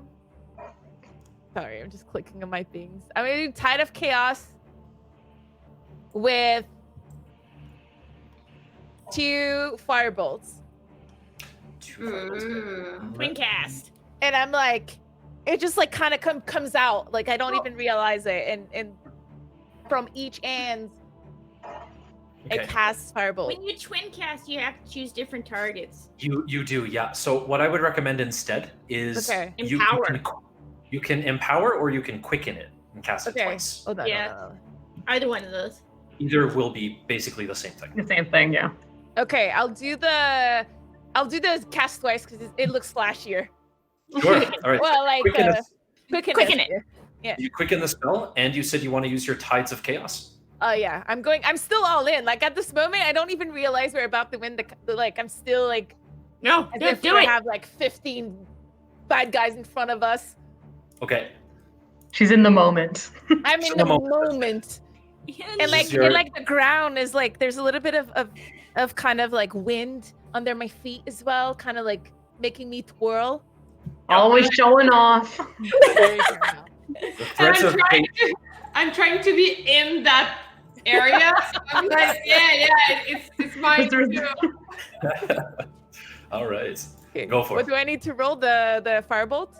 Yeah, so you're going to roll an attack roll. So if you click on the icon for Beyond 20 on the Firebolt. Did it? Oh! Okay. Oh, right. Jesus, that damage. Yeah, no joke. Okay, let me just check something quick. All right. Oh, bud. As the threads kind of emanate around you, almost creating an upward lift, you see kind of the gown that you're wearing begins to kind of flow slightly. There's a surge, and you can see kind of, there's a bending of kind of the space between you and this enemy. And as you throw your firebolt, it disappears momentarily before resurging right in front of this creature, and it has doubled in size. And as it kind of looks to it, it can't even have a time to react as it just consumes it. And the two of you right next to it feel an inferno just kind of explode in your face, and you just hear and Cash, just isn't that nice? My hands were so cold. you manage to kill the creature, and it burns to nothing but the flail that it was holding in its hand. Okay. Okay, I want that flail. as soon as I'm done casting, it's like all of the energy that I had to use into this fight, because I was really lucky, like falls away, and I fall on the ground, and all of the smoke and the not the smoke, the dust kind of finally settles. Okay. All right. Cash looks over at her. He's like, yeah, that was one lucky shot. You see that I was about to do another shocking hands to kind of steal the kill, and I had it like charged up, and like Yeah. and then I'm kind of just like. So the adrenaline of the moment comes to a still, and the kind of echoed reverberations of your explosive firebolt begin to quiet, dampened by the rocky interior. What do you do next? I frankly do nothing. I'm just sitting there doing nothing. Cash is gonna, because like he was pinning the guy's the creature's legs down, so he's gonna stand up and he's gonna immediately like kick the flail away from its hand, because that flail hurt him a lot too somehow for not even getting hit. And he's then gonna look to Karina, who's kind of like wobbling, and in like the only moment of sympathy she's ever seen in him, he kind of like steadies her a little bit, and you can feel his hand just slightly go into your pocket for your coin purse. No. He's like, what? Okay. I'll give you a few. Here. It's 2 gold. I immediately scoop them up. 2 We gold. must free the 2 people. gold worth of coppers. It's all Just pennies. one at a time.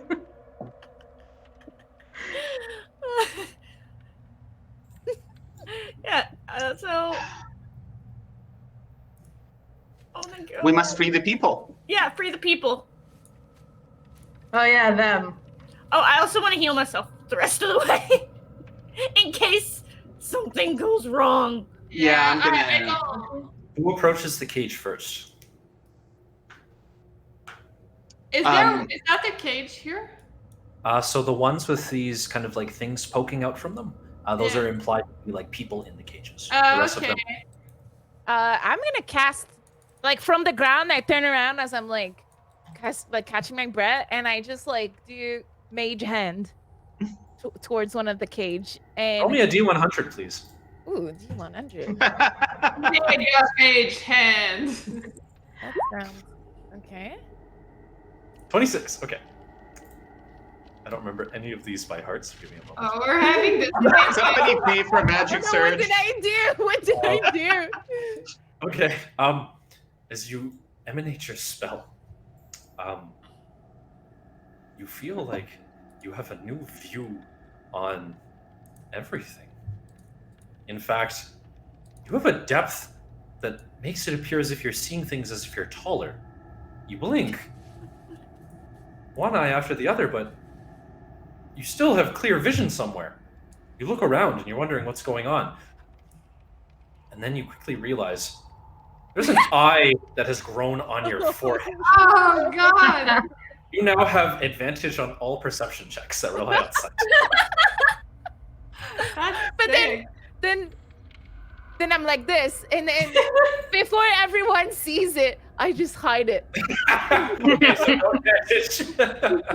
Yeah, nobody was looking. It's fine. Well, I also like to cast a tiny servant because I was excited to try it. So I don't know, probably like a box or something, and it grows like hands and legs. And I'm gonna ask it to go open one of those cages because I'm not touching that. Nice. Go for it, Boxy. You got this. So, Wait, do I need to say what my aunt does first, or?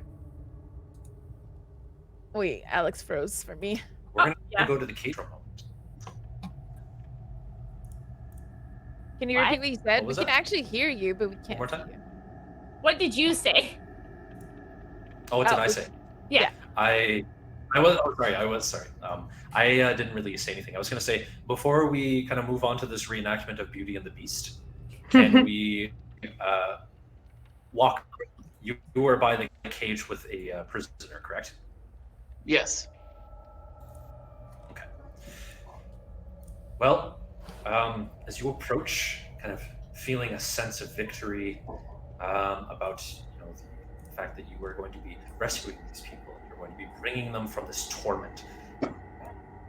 You're confused. There's a look of desperation still on the face of the individual in the cage. And he gets up and he looks at you. You were so loud. You need to hurry. Please, get us out of here. Now. Yes, we're getting to it. But you don't understand. She's gonna come back. Who's she?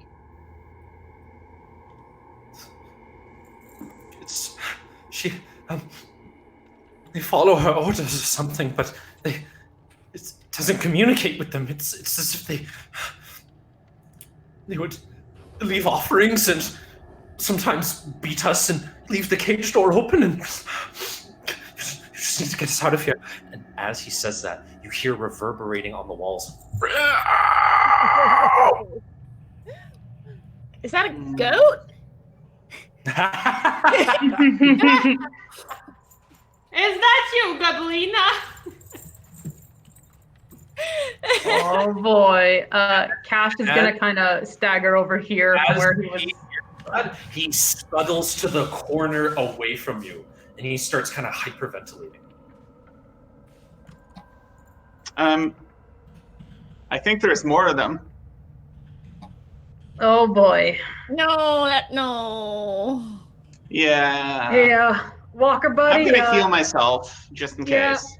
Buddy, I could have used some of that over here too. Oh, that's awful. Okay, one of those for Cash also. All right. 1 second, just to test it. So So I'll give you. can we I'll give recognize you- that it's like the same sound as when the first wave arrived, or is it a different sound? This is the same sound that the image of fear that you emanated made when you tapped into the minds of those creatures. Oh, so this is the thing that they feared. You hear, I will give you each 1 round to effectively set yourselves before something comes. Cash is going to kind of step into like the area here, guarding or having a good look at the entranceway here in case it comes from there. So he's kind of standing on guard that way, looking in that direction. I mean, Yeah. Because I'm just gonna ready an attack if something comes like directly in my line of sight. That's it. All right.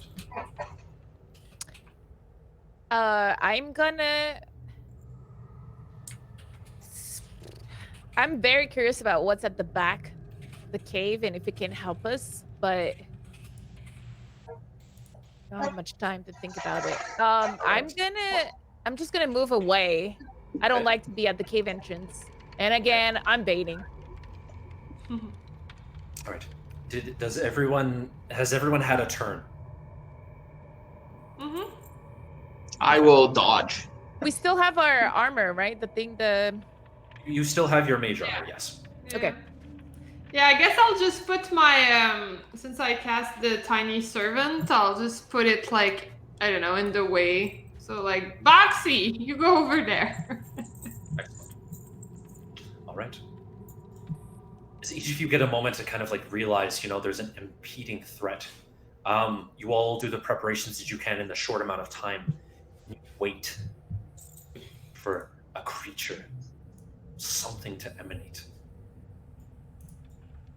And from the entrance, there's a color change. It goes from kind of this illuminated kind of blue white to a red. And the form gets more crimson. It is small.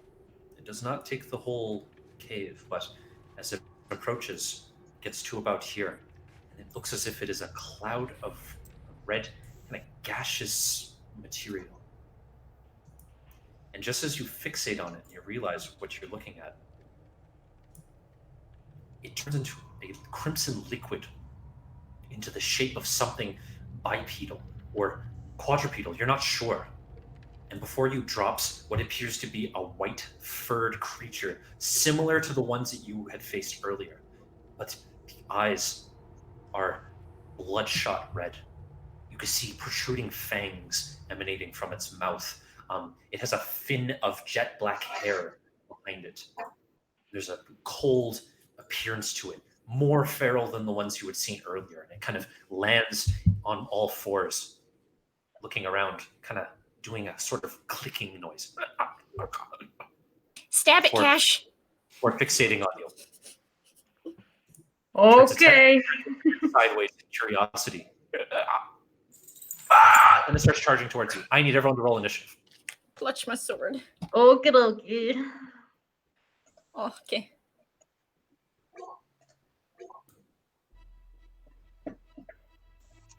I'm killing it in initiative today. Oh, Yeah. Actually, I'm not. There we are. Yeah, that's basically the same thing, whatever. This music! Oh, yes. Cash, this is your theme song. I love this jam. I love these grim, dark tunes. All right, what did I roll for initiative? As you Okay. walk out to the ring. Yeah. I apologize for that, everyone. Okay. Well, let's get this show on the road. Oh my Yes, god, sir. you rolled first!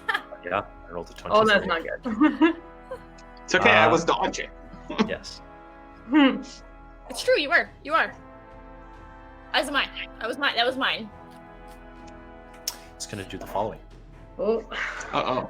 It's going to run forward about 20 feet before stopping for a moment and examining you. And all of you start to hear cackling. And it bounces off of the walls. It almost penetrates your minds, and you all kind of have to squint to kind of force it out. I need I believe it is a wisdom saving throw from all of you. +4 to everybody! Before. Except Charity. 19. What? Wow, Karina. Which one saving That's throw? Sorry? insane. We Wisdom rolled a saving 30 throw. for those at home. That's why we were freaking out.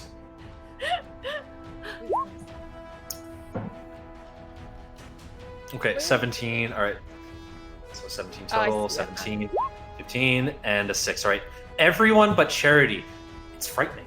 But you're able to kind of filter through it. Although Charity, something about this rocks you to your core. And you are now frightened. Oh no. I ain't scared of this. Can I Alright. use? Hold on one second. Yeah. Is it too late to call Lucky? No, you can do so. Okay. I'm gonna call Lucky. Oops, I pressed twice. So that's an 8. Yeah, okay. So that would be 12. Yeah, okay. Still under the frightening condition. Oh no. Damn it. That's okay. You just can't come towards it. Fight from back there. Exactly. You don't need to come up. Okay, Nope. okay. Exactly. All right, let me just see something else here.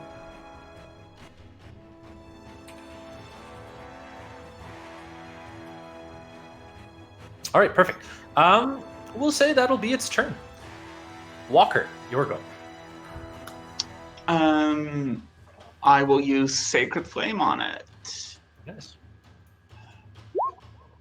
So, The dexterity Nice. saving throw. yep. Let me just verify something. I'm gonna spend a reroll on that. That leaves Yeah. me with 2 more. Use them up. It's like legendary resistances. We're just burning them. Yeah, effectively. It is able to, like, with very kind of, it has a nimbleness that is not akin to something of this realm. It darts out of the way before your spell can emanate in the space it was in. Okay. Anything else? And I will remain there. I think I'm good. Okay. Grace, we move to you.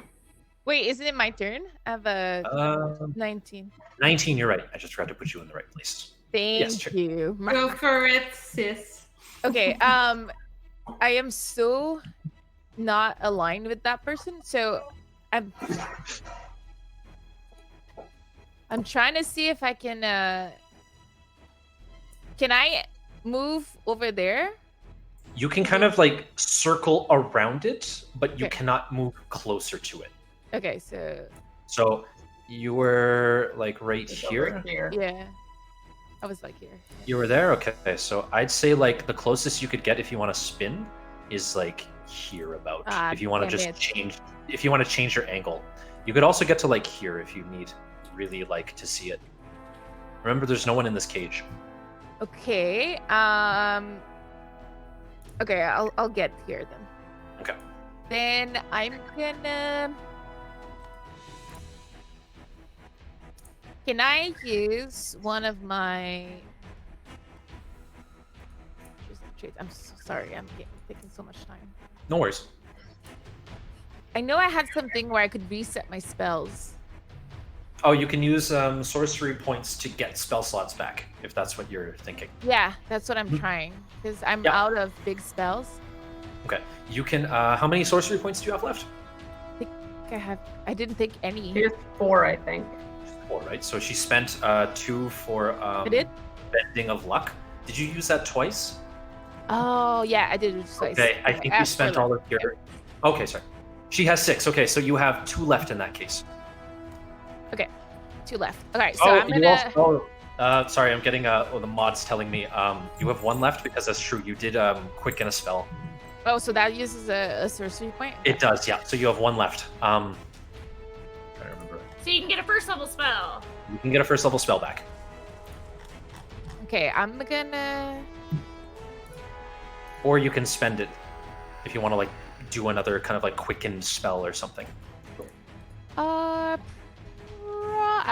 I feel that my last time it was so successful. Mhm. My quicken spell with the chaos thing. Okay. That's a guess. So I'm just like, guys, not feeling really original right here. And then I'm just like, not even spinning, right? And the dust barely goes up because it's not cool enough right now. And I'm just casting it again. So go ahead and cast a fireball. You can cast 2 if you would like, if you want to spend that last sorcery point and quicken 1 to a bonus action. But I will say, because you had spent your Tides of Chaos, they are not responsive to you until you take a long rest. Well, didn't she reset it with the Wild Surge to get her eye? Does not reset it? I thought you have to wait till a long rest is over. I believe it resets It it. resets it, yeah. To reset it. I see. Okay, excellent. So you do get it back then. So she can hit with advantage now. You could tell who doesn't play a lot of sorcerers. Me. I don't know what you guys are saying.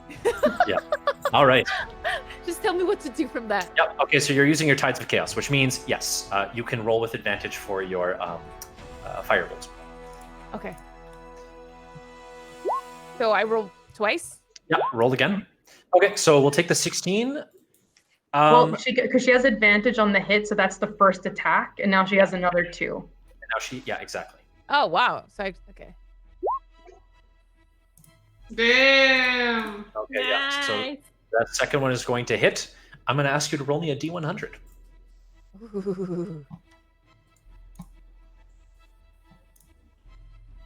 So glad you guys know what you're doing. We're so close to that 1. All right. Now, the 1 is interesting when you roll on the table. Yeah. Oh my god, no.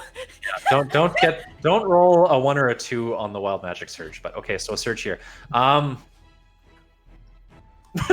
Wait a minute. What'd she Okay. get? Someone said Um, I have another firebolt. Another eye. Gross. No, a Modron.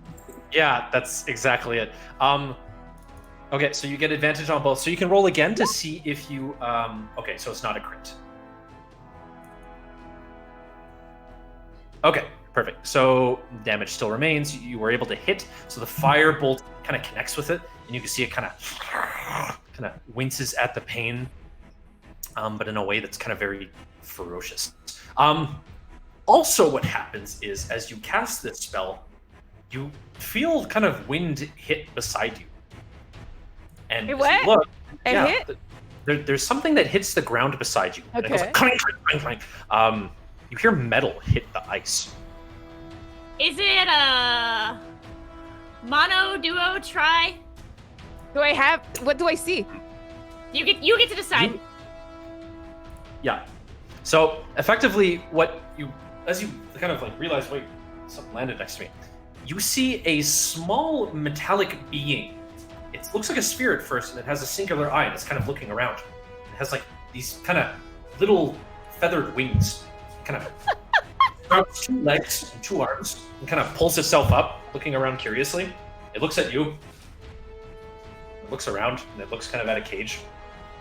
That is all. Okay, anything else? I feel that because I was so underwhelming, something amazing had to come out of it. And I guess I'm kind of like, oh, I'm your mom. Like, I feel that I'm his mom. And I'm like, oh, youngling. And I point to the bad guy. I'm Do gonna the say, thing. Do the thing. let's say this is fun. Roll me a charisma check or a persuasion roll. Let's say Like, so persuasion. Oh. persuasion. Yeah. Oh, It looks at you. 22. You can hear kind of gears kind of winding. Kind of blinks for a moment, and it just looks to the enemy before you and pulls out a little tiny sword. I'm very pleased by that. I like smirk for the first time in the whole. I'm like, yes, my love. All right. With that, do you do anything else on your turn? Well, that was your action bonus action. Okay. Yeah. All right. We now move to Grace. It is your turn. Tiny little Muldrone. Sorry. I know. That was his attack. Sorry, I rolled to the monster. Oh. You roll for the monster. Yeah, it's the monodrone. Yeah, it's the monster. All right. I don't have. Oh, I see. You actually like have it. Let me see if I can pull up the mono drug very quickly here. Yeah, I linked it in chat.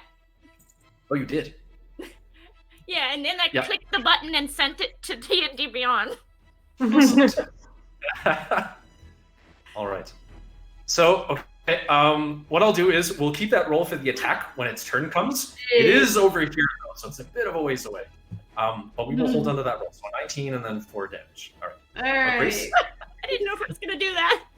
Nice. Yeah. That was its intention. It understands. Oh, I should go attack that thing.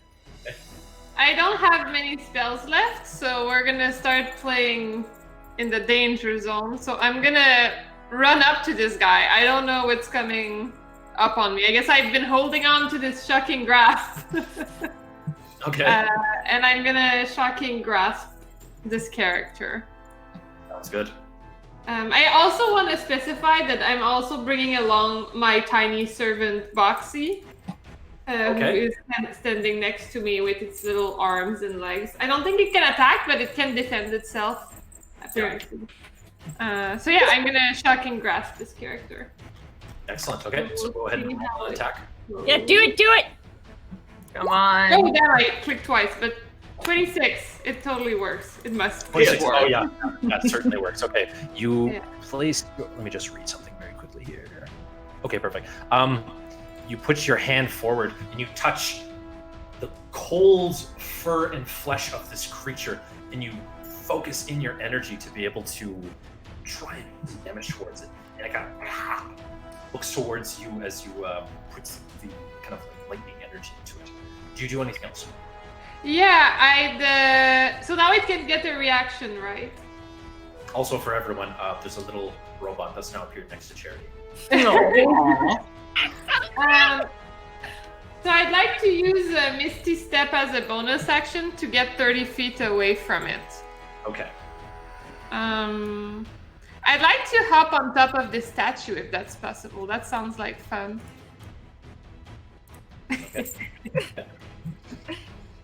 So you see All right. me, I walk up to the dude, I finally cast my shocking grasp, and then I somehow disappeared into a silvery mist, and then you see me appear on top of this statue.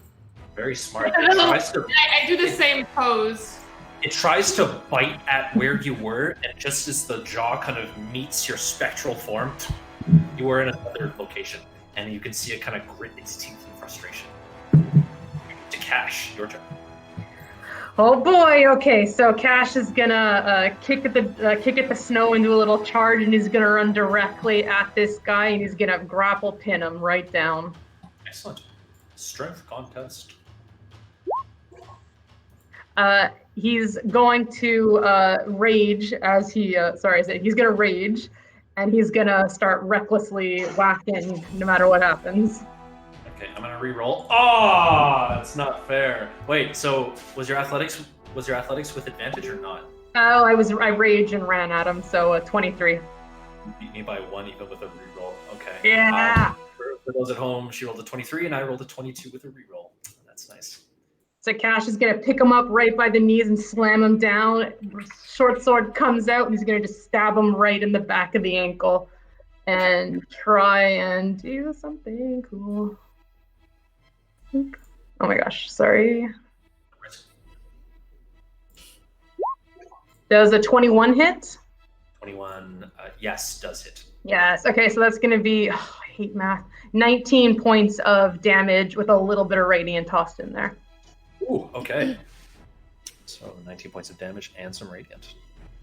It's 4 points of radiant, if that matters at all. Not quite. Well, it does matter, but yeah. Okay. All right, that's Cash's turn. Right. Karina, we move to you. Okay, excellent. I am ready. On my turn, I'm going to walk up to him and boop him with my magic and my sword. Boop, boop, indeed. 22 will certainly hit. 10. The 19. Oh, 19. It's prone. Okay, excellent. Yeah. Okay. I am going to do some smites. Very well. Smite. Where's the button? So you want to smite on the first one? Yeah, I'm gonna upcast the first smite. Oh, nice. Okay. Oh. So, sorry. And then the second smite, I just need to roll one more d8. Question, do you have a magical greatsword? I wish. Okay. Good. So, 15, 27, 35. Tell me the amount from your smite. So is that a? Oh, okay. 34 is what 20, I'm saying. 34. Yeah, 34. Okay. 34 from your smites. Okay. Mhm. I'm gonna keep that in mind. And then 27 slashing. Perfect. Okay. 27 slashing. I should have taken a magical greatsword, why didn't I? Just making sure I'm doing my math here. Okay, perfect. With this great cleave, you kind of take a moment and whisper a prayer to yourself. And again, your sword emanates green light. This time, it kind of mixes with the aura of the blessings you have received from your deity. As you cleave into this undead foe, it leaves a sickly kind of radiant wound directly across the midsection of it. Nice. Anything else?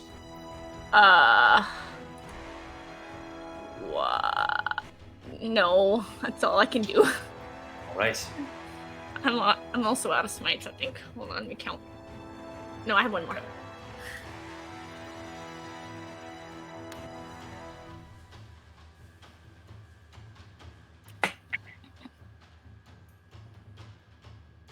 All right. Just reading some stuff here. It's going to do the following. It's going to try to, you see it kind of like sort of froth at the mouth. It looks to you, Karina. It's going to try to bite. It's still pinned, if that does anything. It doesn't want to attack boxing? So Doesn't want to hit I me. Also, hold on. Wait, let me roll for the It's Modron. pinned if that does anything. Open a new tab. All right, let me get the Modron stats out. I have to play this thing now. Let's go with initiative. So it rolls a 6, which means it would have went. No, actually. It goes next. Not the vampire. This was 23. I want the Modron. Technical difficulties. Oh, it just goes now. That's okay. There we go. We'll say that he rolled a 6. So he would go after you. So the Modron is going to kind of, you see the wings start to kind of like sputter a little bit. You can hear kind of gears grinding next to you, Chastity, and you just hear, and it starts to fly. Kind of similar to how like the golden stitch would fly in like Harry Potter. It just goes zoop, zoop, zoop. It makes its way over here. And as it kind of rounds about here, contrary to what we said earlier, it pulls out a small, kind of forked object, and it's going to shoot it towards the enemy, effectively shooting a javelin. I roll a 20 to hit, and let me see here. Okay, it's non-magical, unfortunately, but kind of this small fork kind of just pokes into the form of this creature.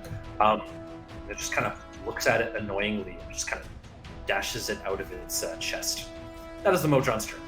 We now move over to the vampire here. So what I rolled was a 25 at first and a 23 at disadvantage. Ugh. Yes, so Karina, I am going to give you 9 piercing damage and 7 necrotic as it sinks its jaws into you. And I will also say this, your hit points are reduced by the amount of necrotic damage.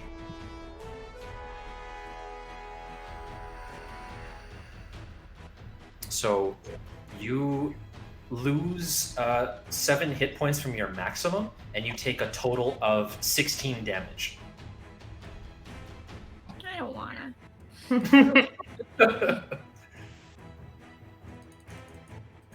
Okay, 16 damage. You also see some of the wounds close on the creature. Oh, what the heck? Yeah. No. Okay. And it's going to follow up with 2 claw attacks. One at Cash and one at Karina. Okay. The first one is a 10 and it's going to miss Karina. Good. And the next claw attack is going to be a 19. Is it at disadvantage? Because I think it has disadvantage attacking me. It's a 27 and a 19. Oh, yeah, that definitely is. And can I you- ban luck, or that I can't do that, Reaper? I don't know if you have sorcery points left. It's fine. Oh, I can only do ban luck because I thought it was reactions. It is, but you need to spend sorcery points to be able to use it. Oh, never mind. I'm out. No worries at all. You're going to take a total of 9 slashing damage. Not bad. Okay. And that's going to be its turn.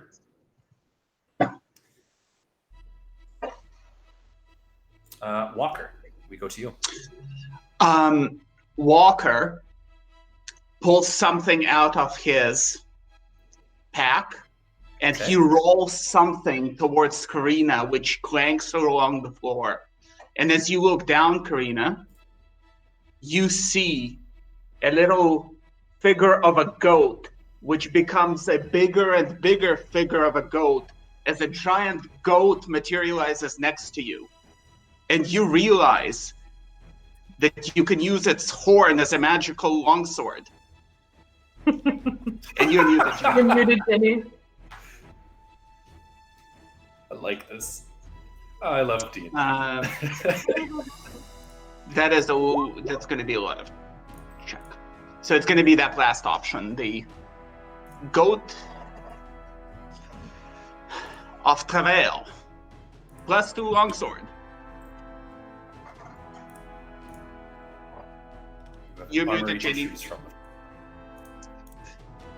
+2 is even better.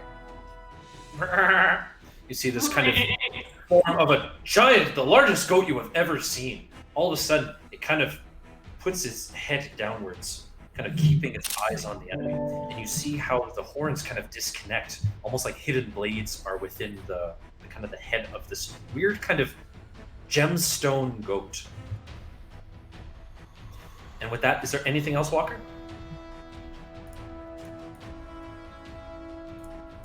No. Nope. Okay. Charity. Sorry, no, that's all I didn't Oh, realize. sorry. Excellent. No problem. Charity, your turn. Hell yeah, I'm gonna straight up cast chromatic orb. Okay. So it's going to be an attack roll from you. I also Yeah. need you to roll a d20, please. And can I use Tide of Chaos as well?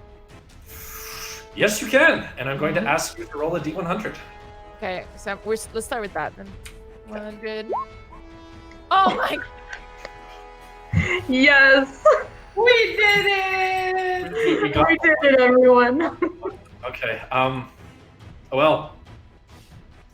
Well, This is gonna be great. can I still cast my? Is there any point of casting my chromatic Yeah. orb? Oh, yeah. Carry on. I don't even know what happens. I'm That's- hyped. It's okay. It's okay.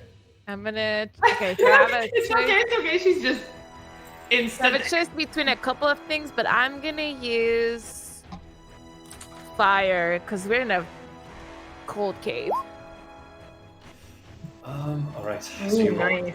a hit. That will certainly hit, and that's 25 damage. Okay.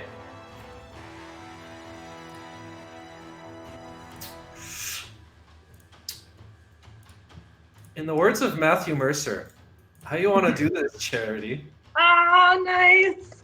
Wait, like what am I like the way I'm saying it? How do you kill this creature? Oh, you're right. I didn't say how I was gonna do it. Okay. Yes.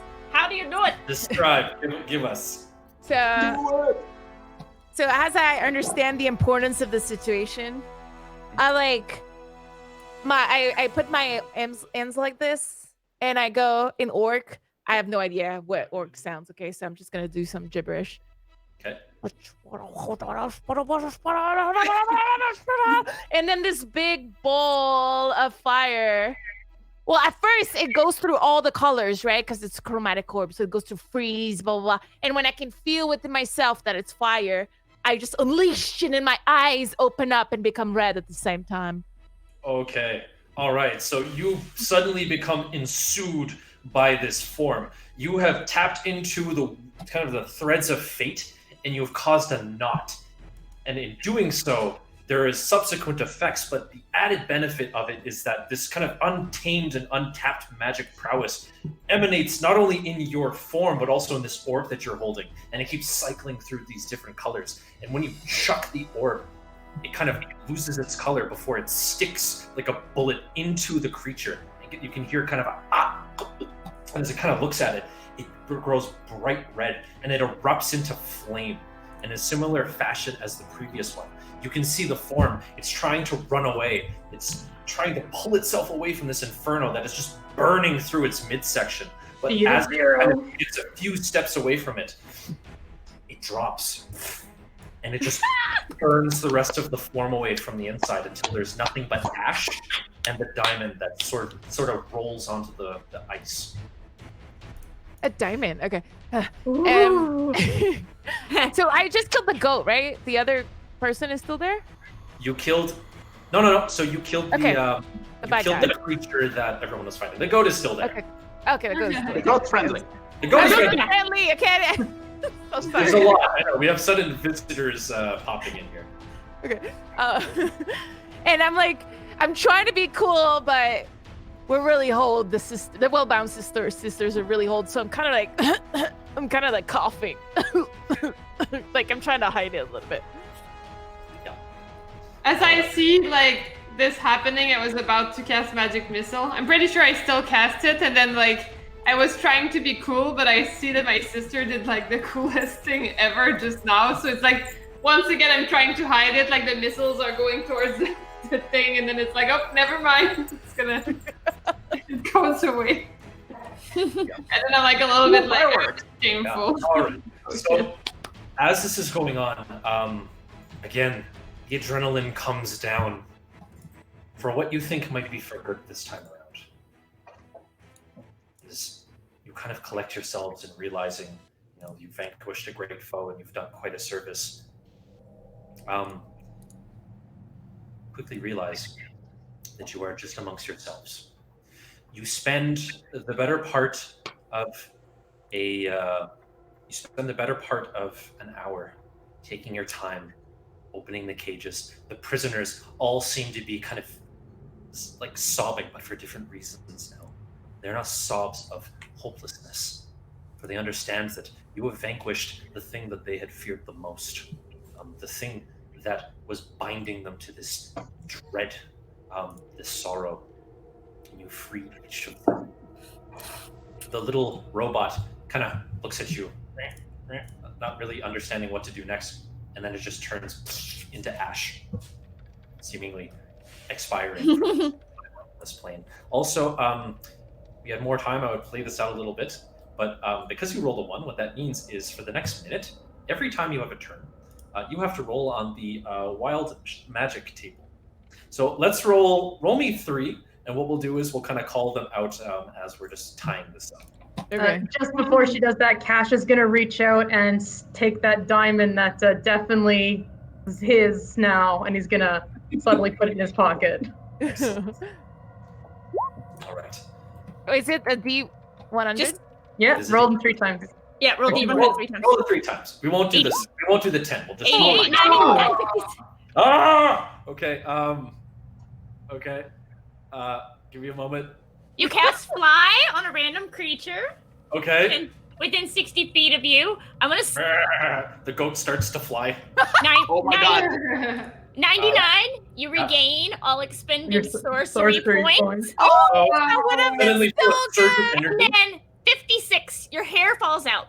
It grows back within 24 hours. Cash immediately points at you and goes, ha! And he like has his flowing locks of like white hair.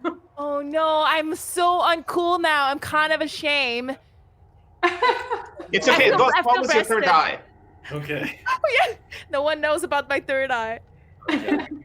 So since combat is effectively over, we'll do 3. There are supposed to be 10, but I mean, we can only go so far into it. We'll say that you've grown and effectively shrunk into the same size. You phased out of this realm and back in. And what's another one we can give you? You became a potted plant for a little bit. You became a potted plant for a little bit. You must shout when you speak, and There had to be a fireball. yeah, there has to be a fireball. Okay, so Fireball center on yourself. yeah. So after some healing and having to replace the cloak that was damaged, you quickly realize that these creatures were apparently serving this undead form of their sort of like their group. For whatever reasons this might have been, you understand that you have done a service to the people of Icewind Dale, in 10 towns specifically. For the better part of, you choose to rest here, you choose to decide to make the journey throughout the night is your call. But nonetheless, after some time retracing your steps, you make your way finally back to Goodmead, bringing the spoils, this apparent weapon that had devastating effects upon you, as well as the number of survivors who will always remember the service that you have done to them, and they will always remain in your gratitude. Cash for rescues. Cash is gonna go up to Goblina after they rescue her and be like, so you're gonna waive your speaking fee, right? I don't know anything about that. I like the cut of your jib. Yeah, let's do it. Gablina says, talk to my lawyers. Cash falls in love. Nice. And with that, we are going to call the session to. Yay! Yay! Congratulations, everybody. This is so good. And how was I got very scared, Ginny, that the bite was going to make you unconscious, because that effectively kills you. Yeah. Yeah. You're very, very close, and Yeah. I'm very happy it did not, but no, that was Woo. great. What's our final fundraising count? I was about to mention that. So what we're seeing here is that out of the total, we have raised $1,107.47. Thank you, everybody. That is 221.5% of our goal.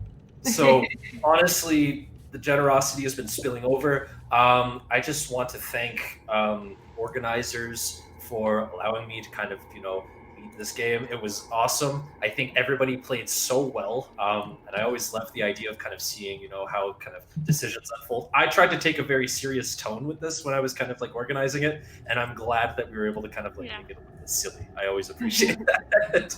And I just want to say, I wanted to thank all of you guys for participating. And Alex, honestly, thank you so much for DMing. You were incredible. You're amazing.